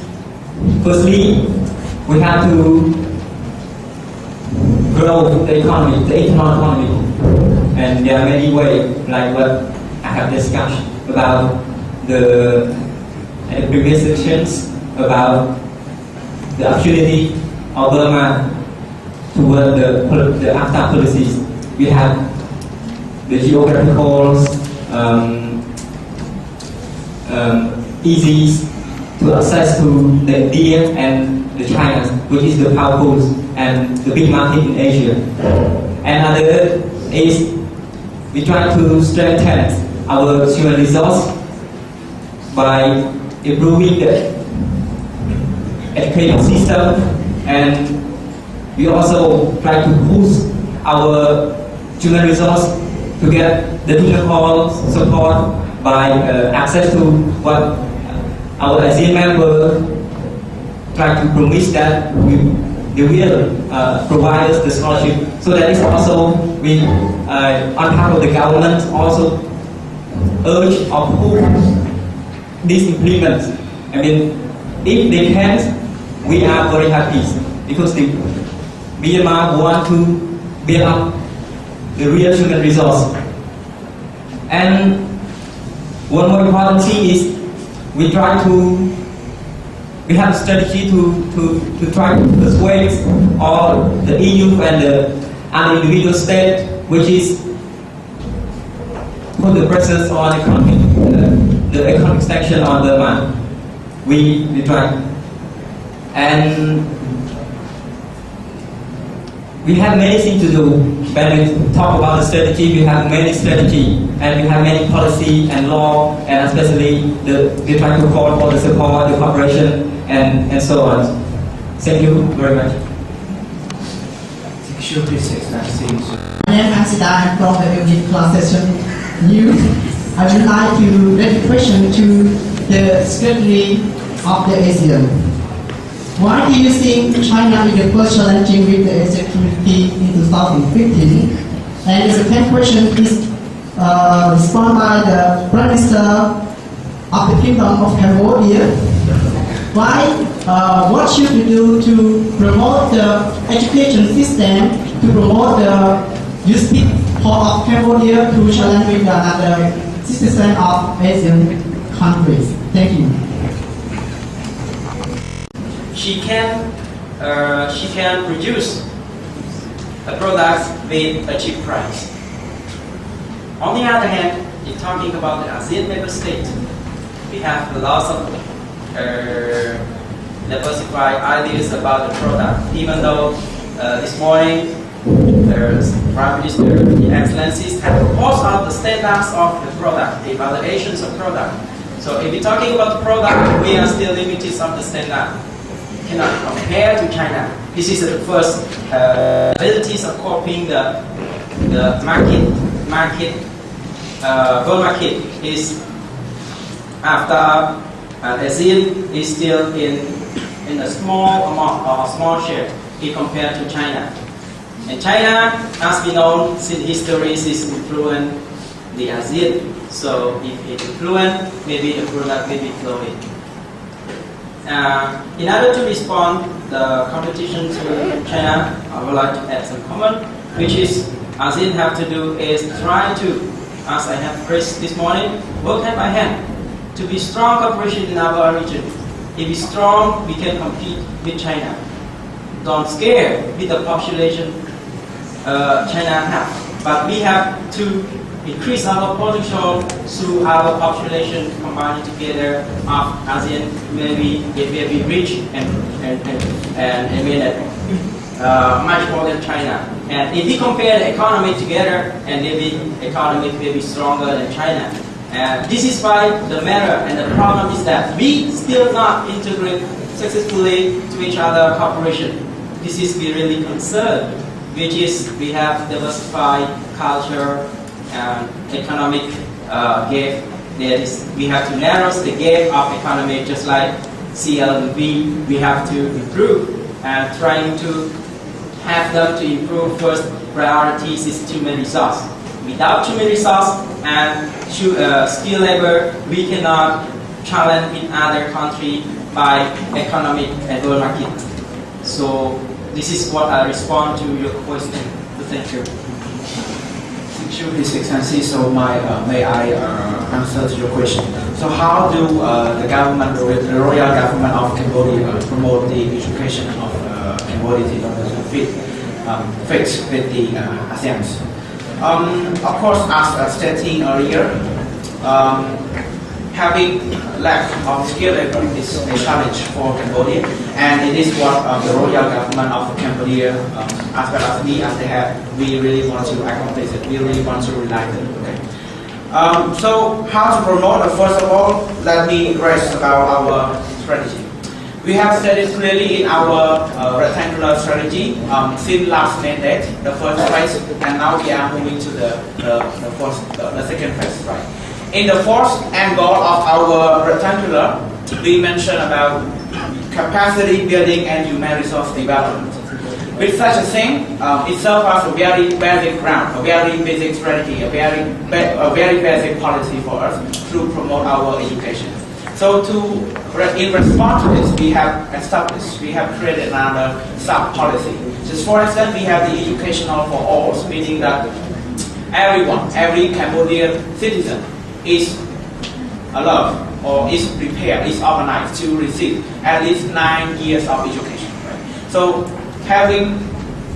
just staying in school for 9 years, now it seems to be not very good, right? Because we are now being with ASEAN, no more Cambodia alone anymore. But because of that, we are now discussing in our cabinet to proceed it into 12-year education. Right? So 9 years not really enough, but we will proceed it to 12. So 12 meaning at least each Cambodian citizen finish high school.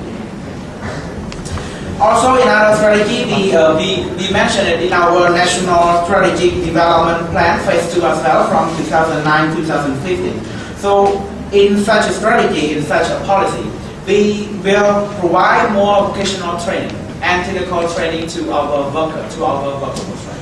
Because since we are now preparing ourselves to be integrated as one in the ASEAN community in AFTA, ASEAN Free Trade Area. So everyone must be skillful, every Cambodian citizen, every Cambodian workforce or worker must be skillful, otherwise we will be their employee, not employee. So just the worker, but some other country, some other nation, there will be our boss for all of us. So what we have to do here, we have to develop ourselves. So we will, according to our policy, we will provide more vocational training, meaning try to give the right medicine to the right sickness. Meaning, if you are having a fever, then we give you a medicine to cure your fever. In such a thing, it's also a same problem. We are facing that, and now we will provide that thing. For example, we need the worker in, let's say, in engineering factor. Then we will try to provide the vocational training and technical training to that factor in order to compete or to challenge, or let's just say to involve ourselves in the labor market of the ASEAN at large. And another one, the government commitment alone seems to be a challenge. Why? Because we still face a lot of problems, particularly with the financial support. Cambodia is still poor, right? Our economic development compared to other countries in ASEAN, if we try to compare Thailand to Singapore, we are very far from them, right? So we are still poor in terms of economy. Then what we need is financial support, right? So besides from this, meaning in order to achieve to get that financial support, we try to cooperate with the international organization working on such educational affairs. Particularly, we have UNESCO, also we have United Nations Development Program, we have worked with bank, we have worked with the IMF, we have worked with the ADB, ASEAN Development Bank, or whatever. They offer us the grant, they offer us the loans, so that we can use that money to develop our educational quality. I just want to say that in order to develop it, it does not take years. It does not take only a year, 2 years, 3 years, or 4 years, or 5 years, but it may take more than that. Right? Because of what? Because we have to start it by our routine level. what is our routine level. So we may need to rebuild everything, to transform, to ensure the educational quality since the kindergarten level up to the elementary, then they will go to the secondary, and also now we are trying to put our great concentration and focus on the tertiary level, simply speaking the university level, bachelor degree, master degree or PhD degree. What we want to do here is that we want the Cambodian students not only having the certificate in their hands, but have the knowledge, the skill. Simply speaking, we talk about competence. So competence is meaning knowledge and skill. So not only certificate in their hands, but also the knowledge and skill, the competence and such. So because of that, I believe that we, the Cambodian citizen, the Cambodian workforce, the Cambodian worker will be ready to participate in the AFTA, to work, to go to Vietnam, to Thailand, to the Philippines, to do it. Thank you. Okay, welcome for the other question. Please. Express my warmest respect to Joe's Excellency, Prime Minister of Cambodia. My question will ask directly to Your Excellency, Prime Minister of Cambodia. My name is Ro Boret. I'm from Morning Session. I'm a reporter. My question is, what are the non-tariff barriers which will be removed after agreement? Thank you, Your Excellency, Prime Minister of Cambodia. Has been stated by the Secretary General of ASEAN already. So if we talk about the non-tariff barrier, that will be something technical. So I would not provide my detailed explanation on that. So if you have a further question or want to know more, you can ask our delegate. I will issue that question to my Minister of Commerce after the meeting. Anyway, I will now try to provide you some some answer, some response. Sorry for that. So what are those non-tariff barriers? So as you have known before that when we import or export the product from other country or to other country, then there will be some kind of tariff, right? So that kind of tariff, as I stated earlier, serves as a very something our fundamental, let's say, it is a very important port, the rice port for Cambodian people to eat, for Cambodian government to eat. So after integrating ourselves in that, so there will be no more port, no more rice port in such a tariff. So there will be no more tariff. That's why, as I stated earlier, we need to find out other sources of income to fulfill our national budget. So thank you for that.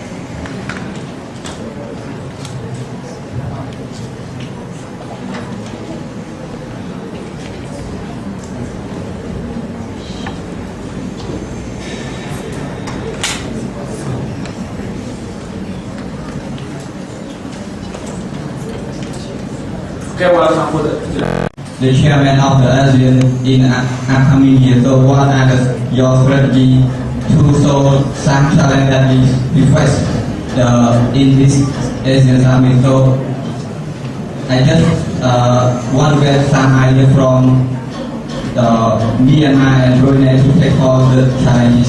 Thank you. Yeah, so to take all the experiences, the challenges regarding with ASEAN summit, I probably try to arrange the protocol to make sure that the arrangements of the meeting is processed well.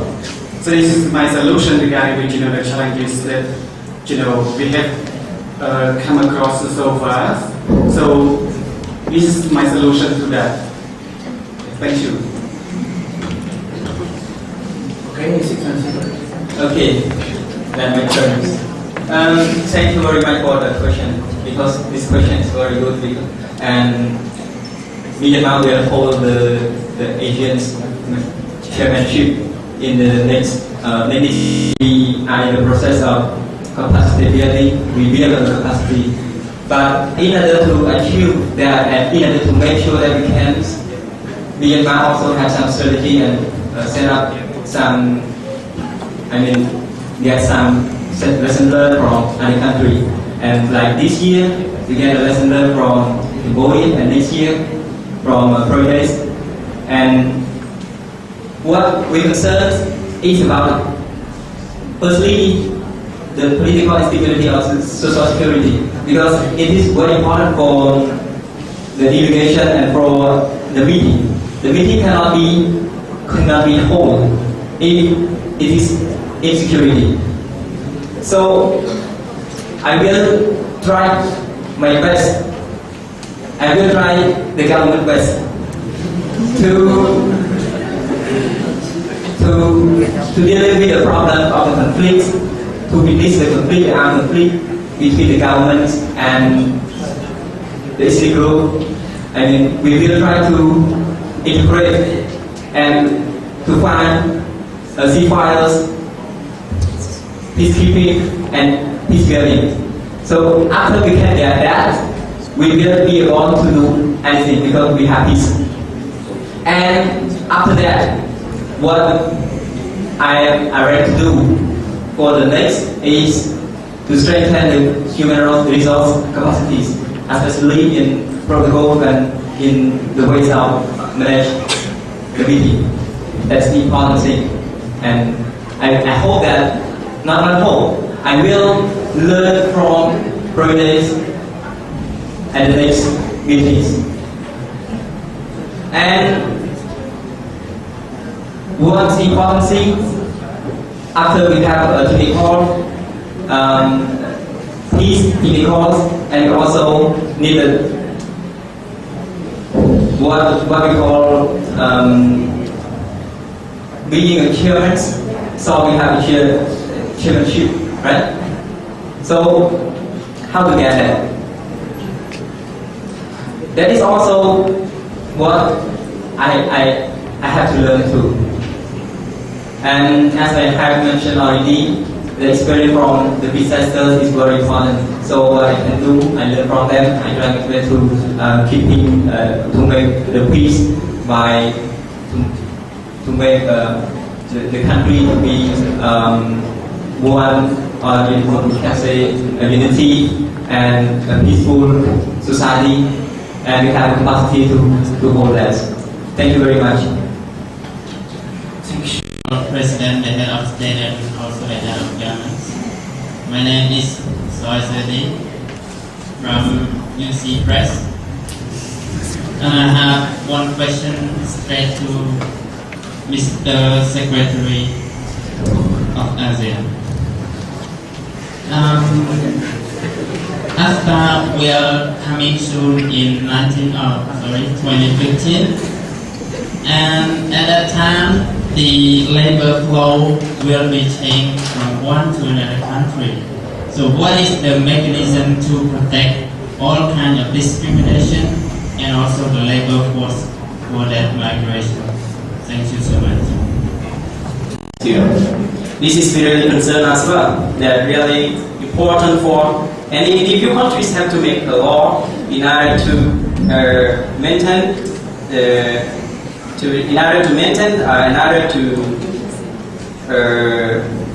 to make the security for the all refugee or for the all labor force which is travel to get a job. This is not really strange.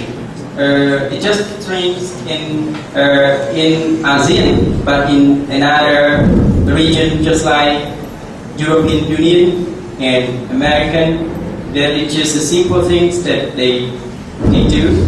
But for us, there is really concern. I mean, what we concern is that there is different levels of the labor skill from individual countries in ASEAN member. That regarding to the skill from each country that cannot be reached.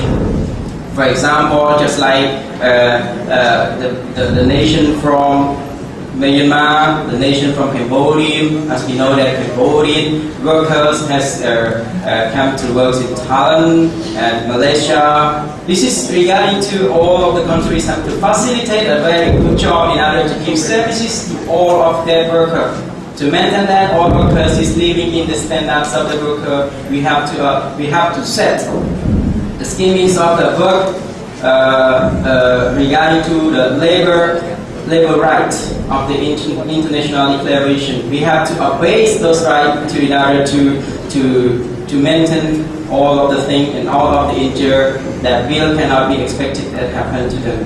So In my conclusion is that our country is in the process of making an amendment of the agreement, memorandum of understanding to 8 other countries, and in order to be certified to another worker, in order to get the skills and knowledge, in order to use the product, efficiencies and effectiveness. Thank you. Thank you, His Excellency. So, another question, please. Nation and our day here. My question is, I want to ask the President of Philippines. As you know, the Philippines have conflict with China in South China Sea. So, do you think that the conflict of South China Sea case South China Sea will apply to the economic development or apply to AFTA or not? Thank you.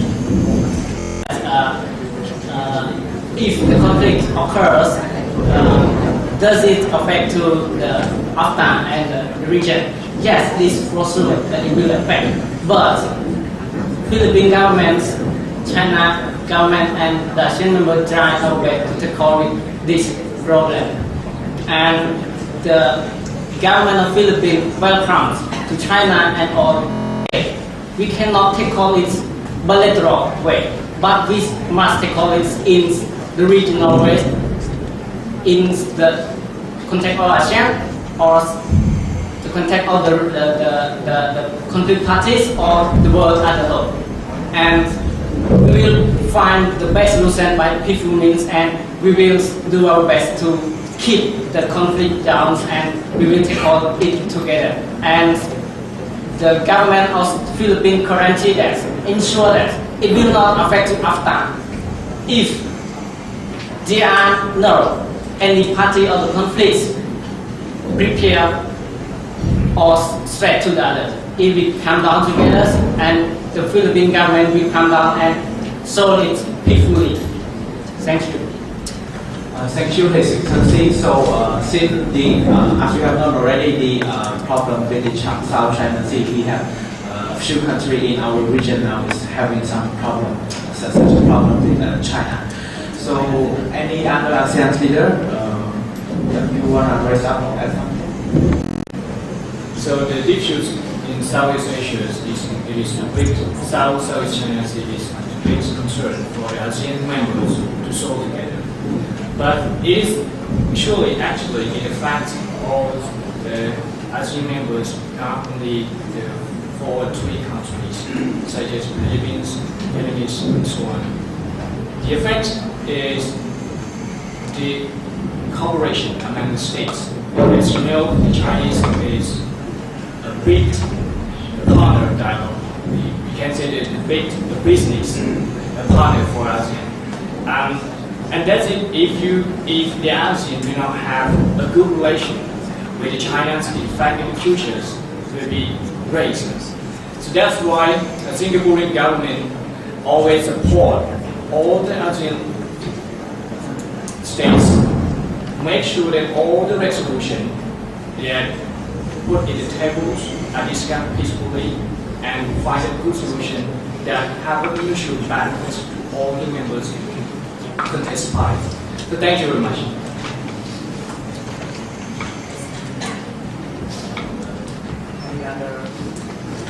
Any other ASEAN? ASEAN General Secretary.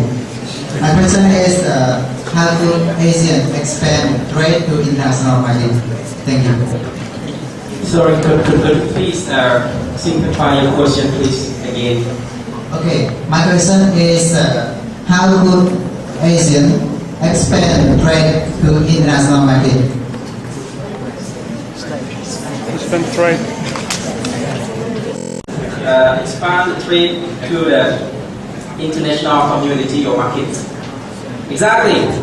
ASEAN is potential in natural resources.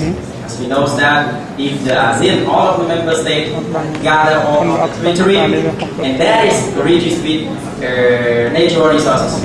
And if we compare, just like Singapore is better in technology. Singapore is advanced in technologies, and Thailand is have so much industry regarding to the production came from the industry, and as well as Cambodia is also have the garment and also agricultural products. This is the good regarding to the food securities in the world. That is even it is a small amount, but it also to contribute to the world is very important to the food security. ASEAN has tried to have a meeting with the dialogue partners, just like Japanese, China, and South Korea. These all three countries is not enough for ASEAN. That is why ASEAN trying to have their dialogue with EU, Australia, US, and another just like another state that which is in Western and Middle East. This all the mechanism that we try to expand our products by winning to the discussion, negotiation, mediation with those countries and dialogues in order to get the preferences, which is that they give us with the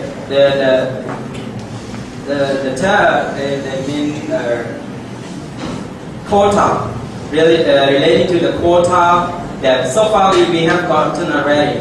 But we would like to ask for any further, which is we have to negotiate in order to another quota in order to export our product from ASEAN. But the most important challenge is that we still not have one community that gather the product to each other. Throwing that one another problem is a logistic problem. Logistic problem is relevant to how we can transfer or how we can export the product very effectively. The problem is that our logistic skill is still, even though it growing and developed, but it's still limited. Some products that have very huge, that very huge cannot be delivered on time, just like the big amounts of the ASEAN products is gathered. We don't have where is all the ASEAN product is stocked by. We should consider the place where that all ASEAN products is stocked in. We need the warehouse in order to stock ASEAN product in order to contribute to another countries which is considered in our dialogue partner. So we need that. We need through the shipping.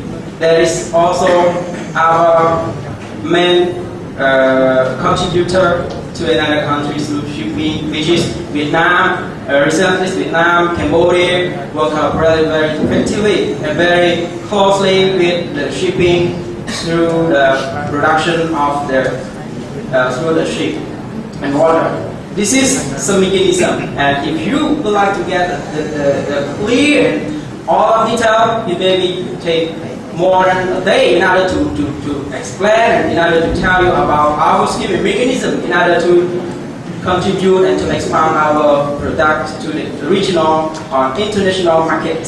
So I would like to end off of the response for this show. Thank you very much. Thank you, His Excellency. So, since such a question. We, ASEAN, have already implemented the AFTA, but it is the first step, and in 2015 we will fully implement the AFTA. But let's think, if we are alone, if Thailand alone go to compete in the world, how can I compete? Or Cambodia alone go to compete with the world, how can we compete?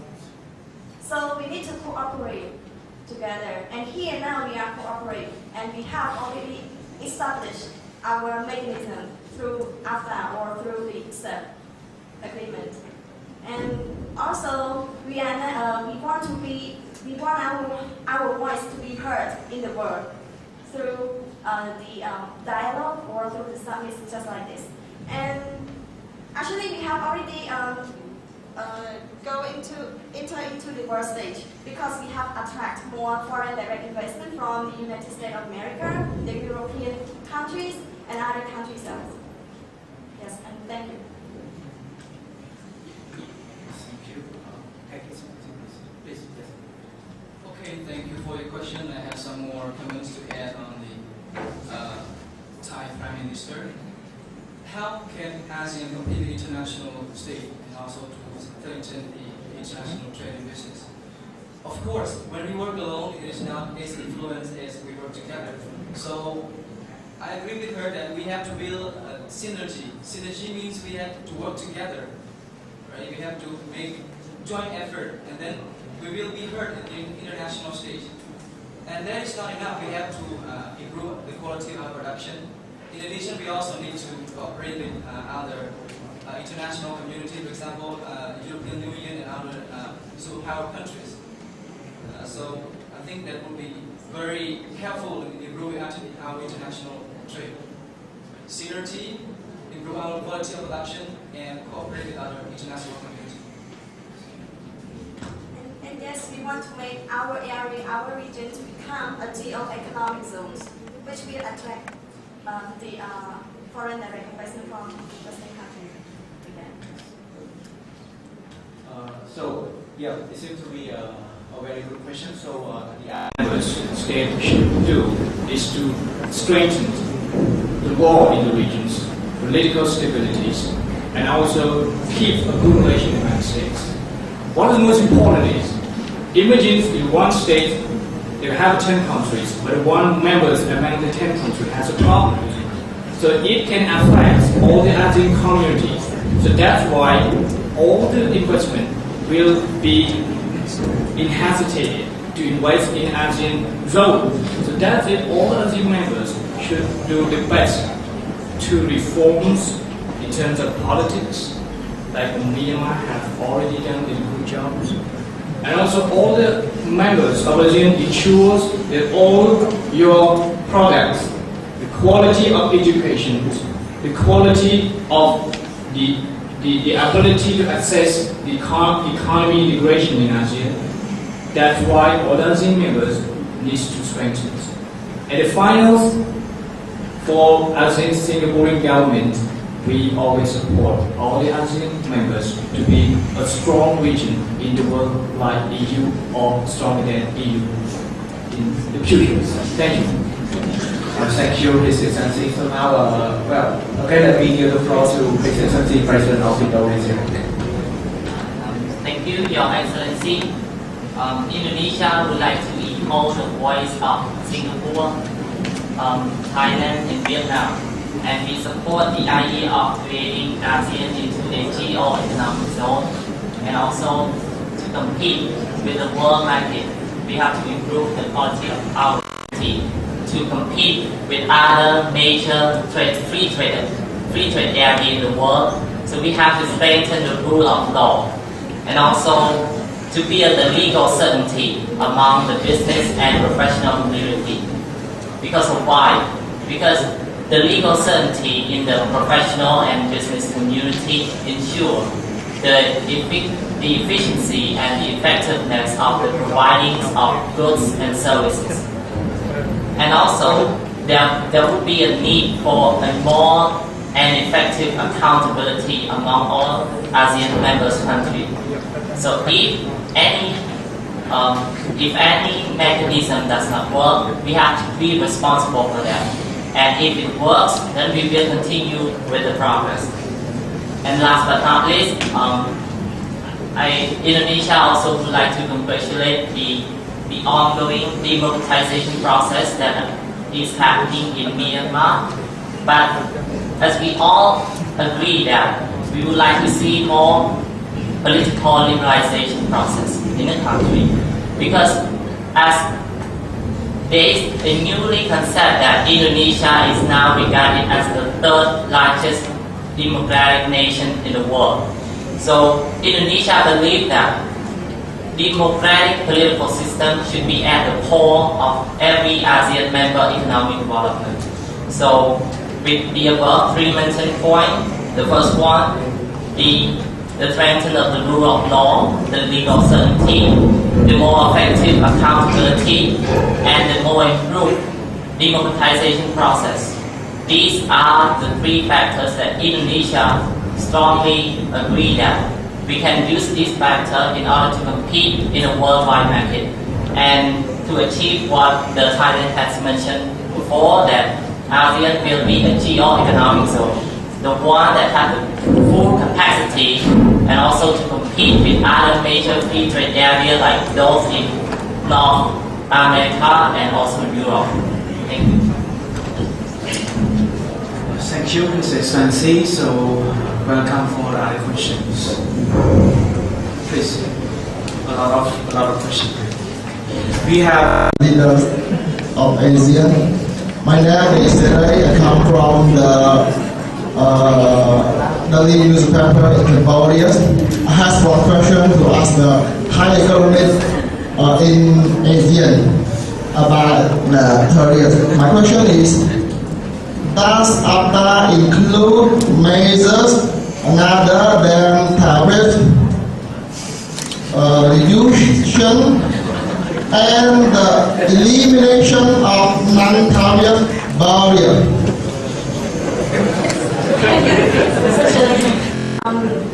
Simplifying your questions again, you want to ask me barrier and non-tariff barriers means.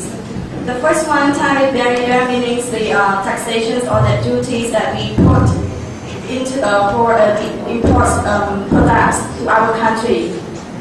So if we put the duties or tariff to the import products, there is no free flow of products in our regions. Yes, and another one is about tariff barriers. We focus on policy and the regulations, also the act of the government in each country to implement the free trade movement in their country. And also we concern about the quota as well in the non-tariff barriers. Mr. President, no. Okay. And yes. And what about how to... Actually, you confuse not eliminate non-tariff. First, at the moment, you asked me about the elimination of tariff barriers and then non-tariff rights. So I will explain you about the tariff barriers. In our framework here, after we will reduce the products, the duties of product to 0% in our next 2015. This is about the tariff barrier, how we eliminate it. And for the non-tariff barrier, we will strengthen our regulations in Thailand to make the free move of our products to other country, and also we will make regulations that is friendly to the foreign direct investment from our regions and also from the outside there. Yes, thank you. Yes, sir.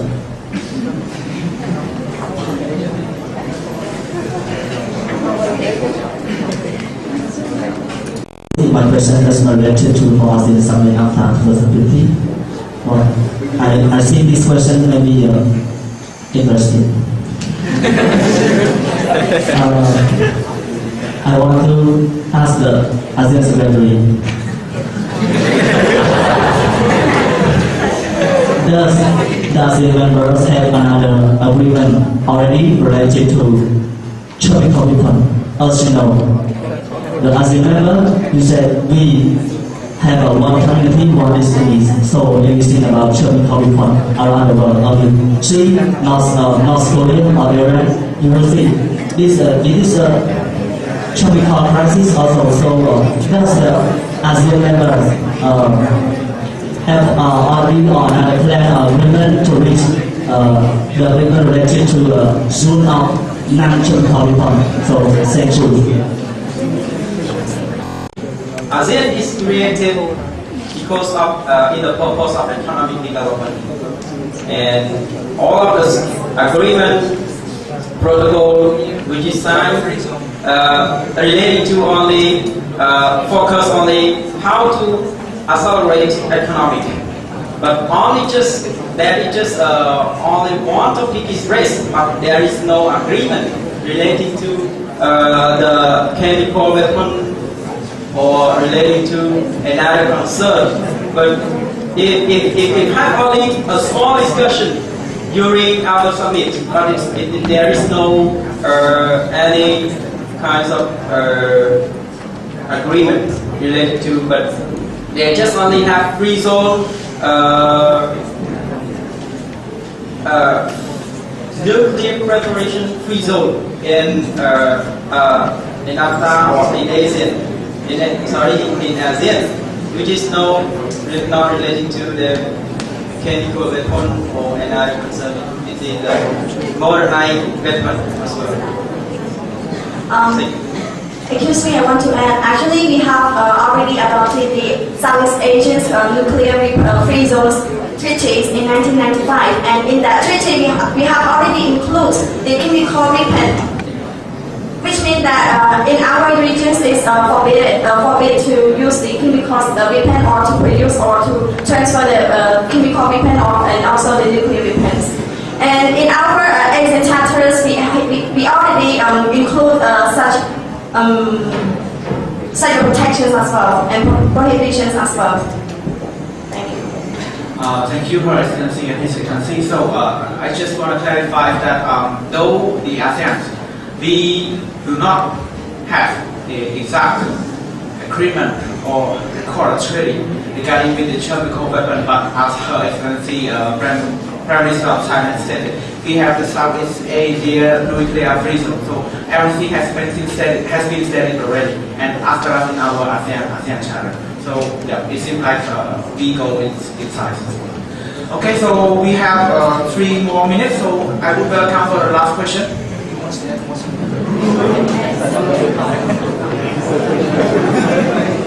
Yeah, I respect our leader, ASEAN leader, and everything, and everybody. One short question. In ASEAN integration about 2015, I asked about the Burma governance in order to interact about another ASEAN member investor, and if there is not investor, Burma should resolve about a few program. The first, how the Phuket government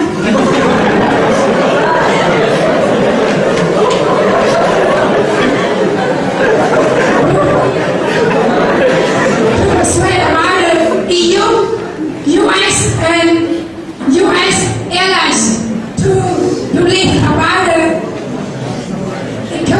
about sanction, and the second about the conflict between about the governmental force and ethnic minority force, like in Cambodia, send the government to integrate about the Khmer into the central government. That's all. Thank you. And the second one is how the government of Myanmar attract the investor to come to invest in Myanmar. Okay, thank you for the last 2 questions. I understand together. Yeah. That is an important question that asks what is the strategy of the government to reform and to attract the investments into the Myanmar, and also how to attract to persuade the EU and United States or other individual states to relieve the economic sanction completely. In order to respond to the question, I would like to divide the point into 3. First, I will talk about the political perspective. That is very important. The invest into Myanmar, invest into one country. They consider whether the political stability or not, and they consider about the security, about the benefit, how can we get benefit from such kinds of security and stable society. So the important thing is the governments of Myanmar have to make the political stability by reconciliate the conflict group between the government and the ethnic group in Myanmar. Secondly, what the important thing is we have to make some appropriate mechanism and law which is give the easy to those investments. The same, what EU and United States and other countries consider to relieve the economic sanction is also they consider about the reforms of the political system, which is reform into the democracies. So that is what governments of Burma have already done. And secondly, talk about the economy. The economy, we have to reform the economy into the free trade, free economy, or what we call the open sky policies, which is take it easy for those investment, foreign direct investment or foreign investment into the country. And second, the third one is the third and the final is the social, cultural rights. That is important. We have about the democracies, so we have to respect the human rights to develop the country, so that is the aspect of the country, the democratic country one also. So when we can do the 3 points about the country will consider to release the economic sanction and will completely release the economic sanction. And the second question, just short answer because of the time limited. The strategies of the government is like what you have mentioned already. You compare the situation of Myanmar to Cambodia. Cambodia in the past is the same to the Myanmar today. For example, we have the conflict with the 3 sides, and Myanmar now I don't know how many sides because there are many. So what we can do, we have to try to integrate those ethnic minority,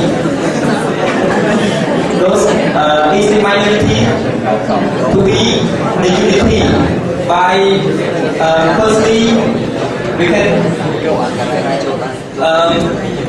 try to get the ceasefires with those kind of group, ethnic group, and then we can negotiate how to implement the each other's benefits, because they want to separate from Myanmar because they want something. So we will consider the benefit of 2 sides. After that, we will find the peace building. After we find the peace building, we can keep it and live with a solidarity with each other as the one government. Thank you very much. Thank you, His Excellency. Myanmar. So our press conference comes to an end. His Majesty, Excellency, the ASEAN Head of State and Head of Government, the Secretary General of ASEAN, ladies and gentlemen. To end our program of Mock ASEAN Summit on the opportunity and challenges of AFTA 2015, I would like to invite His Excellency Gabantin, Prime Minister of the Kingdom of Cambodia, to give his closing remarks. Ladies and gentlemen, our Mock ASEAN Summit has come to an end as planned. The royal government and people of Cambodia had the great honor to host this important Mock ASEAN Summit. I hope that Your Majesty and Excellencies ASEAN's leader and Excellencies, ladies and gentlemen, received warm hospitality extended by the government and people of Cambodia as close friends and brother, sister in the great family of ASEAN. Taking this opportunity, I would like to thank ASEAN's leaders for their important contributions during the meeting, especially the perspective on opportunities and challenges of each individual country in AFTA 2015. Indeed, we are very proud that the mock ASEAN Summit on AFTA has been crowned with success and fruitful conclusion. I am extremely pleased with the outcomes of the meeting has on the important agenda subject. This will help accelerate the progress of the three pillars, namely ASEAN Political Security Community, ASEAN Economic Community, and ASEAN Social-Cultural Community. We are very pleased and noted with satisfaction and pride advancement of ASEAN since its founding, especially its active and influential roles in regional affairs. Since an influential player in the region and the world, and indispensable strategic partner of major economic and political power and international organizations. We strongly believe that the realization of the establishment of ASEAN's community and a full AFTA in 2015, coupled with gradual strengthening and expansion of close cooperation with partner countries and institutions, will bring about enormous benefit to the people of ASEAN. And the role of ASEAN as the driving force in ensuring regional and global security, stability, and development will be further enhanced. Once again, on behalf of the royal government and people of Cambodia, I would like to thank Your Majesty, Excellencies ASEAN leader, and distinguished delegate, as well as Excellency Secretary General of ASEAN, for participating and making the mock ASEAN Summit on AFTA 2015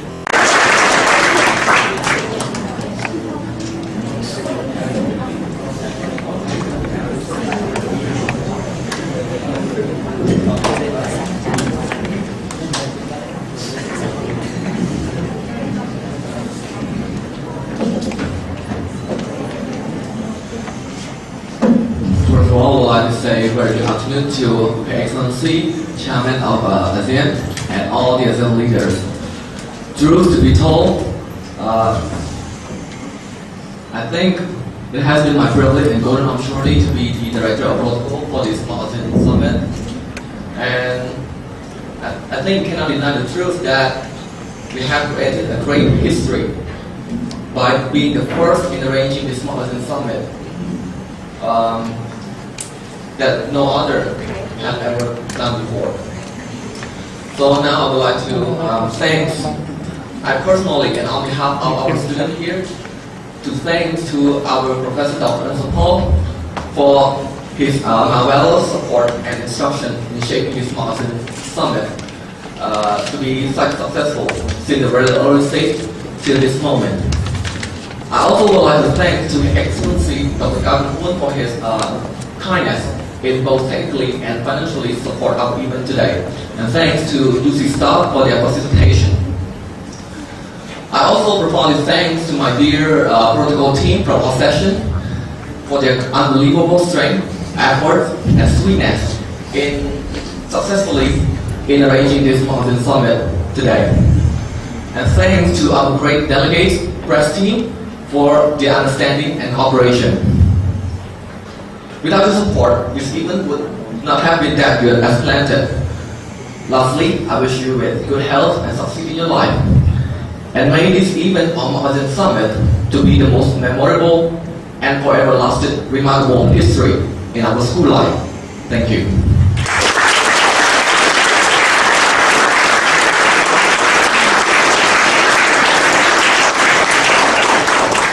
Thank you very much for Mr. Leung Ping, the Director of the Protocol team, who has just given his closing remark. So now, last but not least, we would welcome our lecturer Ansipal to express his closing remarks.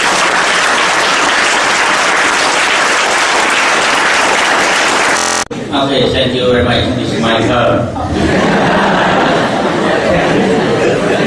Okay, ASEAN Smoke meeting today. The first, I would like to say thank you very much for the President of the UC that support equipment and some finance to process this event. And thank the association team of UC and thank to UCAF.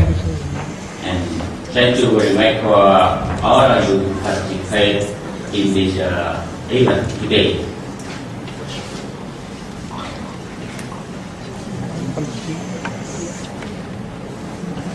So, if without contribution today, we cannot success the mock ASEAN Summit today. Especially thank you very much for protocol team that work very hard and long time and very strict. As we know, protocol very strict. So the protocol has to make the master plan for all training, all event. If the error of protocol, this event is not success. So the protocol work very strict, even the real summit of ASEAN. So the protocol work very hard and long time.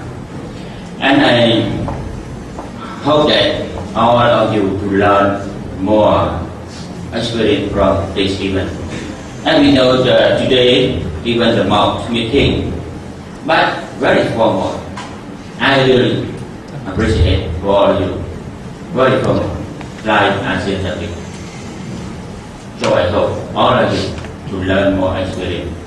And thank you very much for all the student contribution. And the last, I wish to all to be healthy, prosperity, and successful in your life. And before we finish the program, we should take photo session from the This was very beautiful. It's like very formal, this mock meeting. Even the real meeting of ASEAN Summit, we do it the same way. And in my experience in the protocol of foreign affairs more than 20 years, every event, every meeting, also some errors protocol program. You see this morning, opening ceremony, you see the protocol did cause system error. To the Prime Minister, when the Prime Minister speak, so not voice, not word. But the real same way, sometimes in the summit or the meeting, the Prime Minister can speak also, this microphone is not work. The big problem, but very important protocol come up. We learn from this mistake. We must control very strict everywhere, from state to state. So this one is very important. And I really strongly appreciate all of you who contribute this event today. And the next, in the future, I hope we will discuss about ASEAN strategy and for the next generation.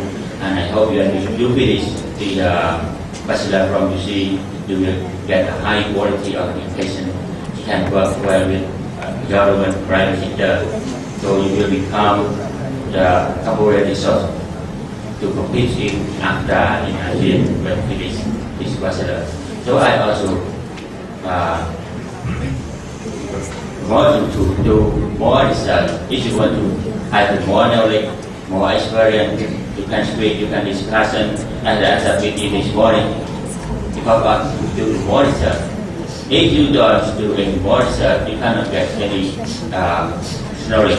You cannot express your opinion during the meeting. So the big problem for the leader, the future leader. So I hope you can be a good leader in the future, but you must do more research, do presentation. This is the quality of education. If you don't do any research, if you do not do any presentation, you cannot get any knowledge. You cannot competition in the market, especially in ASEAN countries. Okay, thank you very much. So I continue.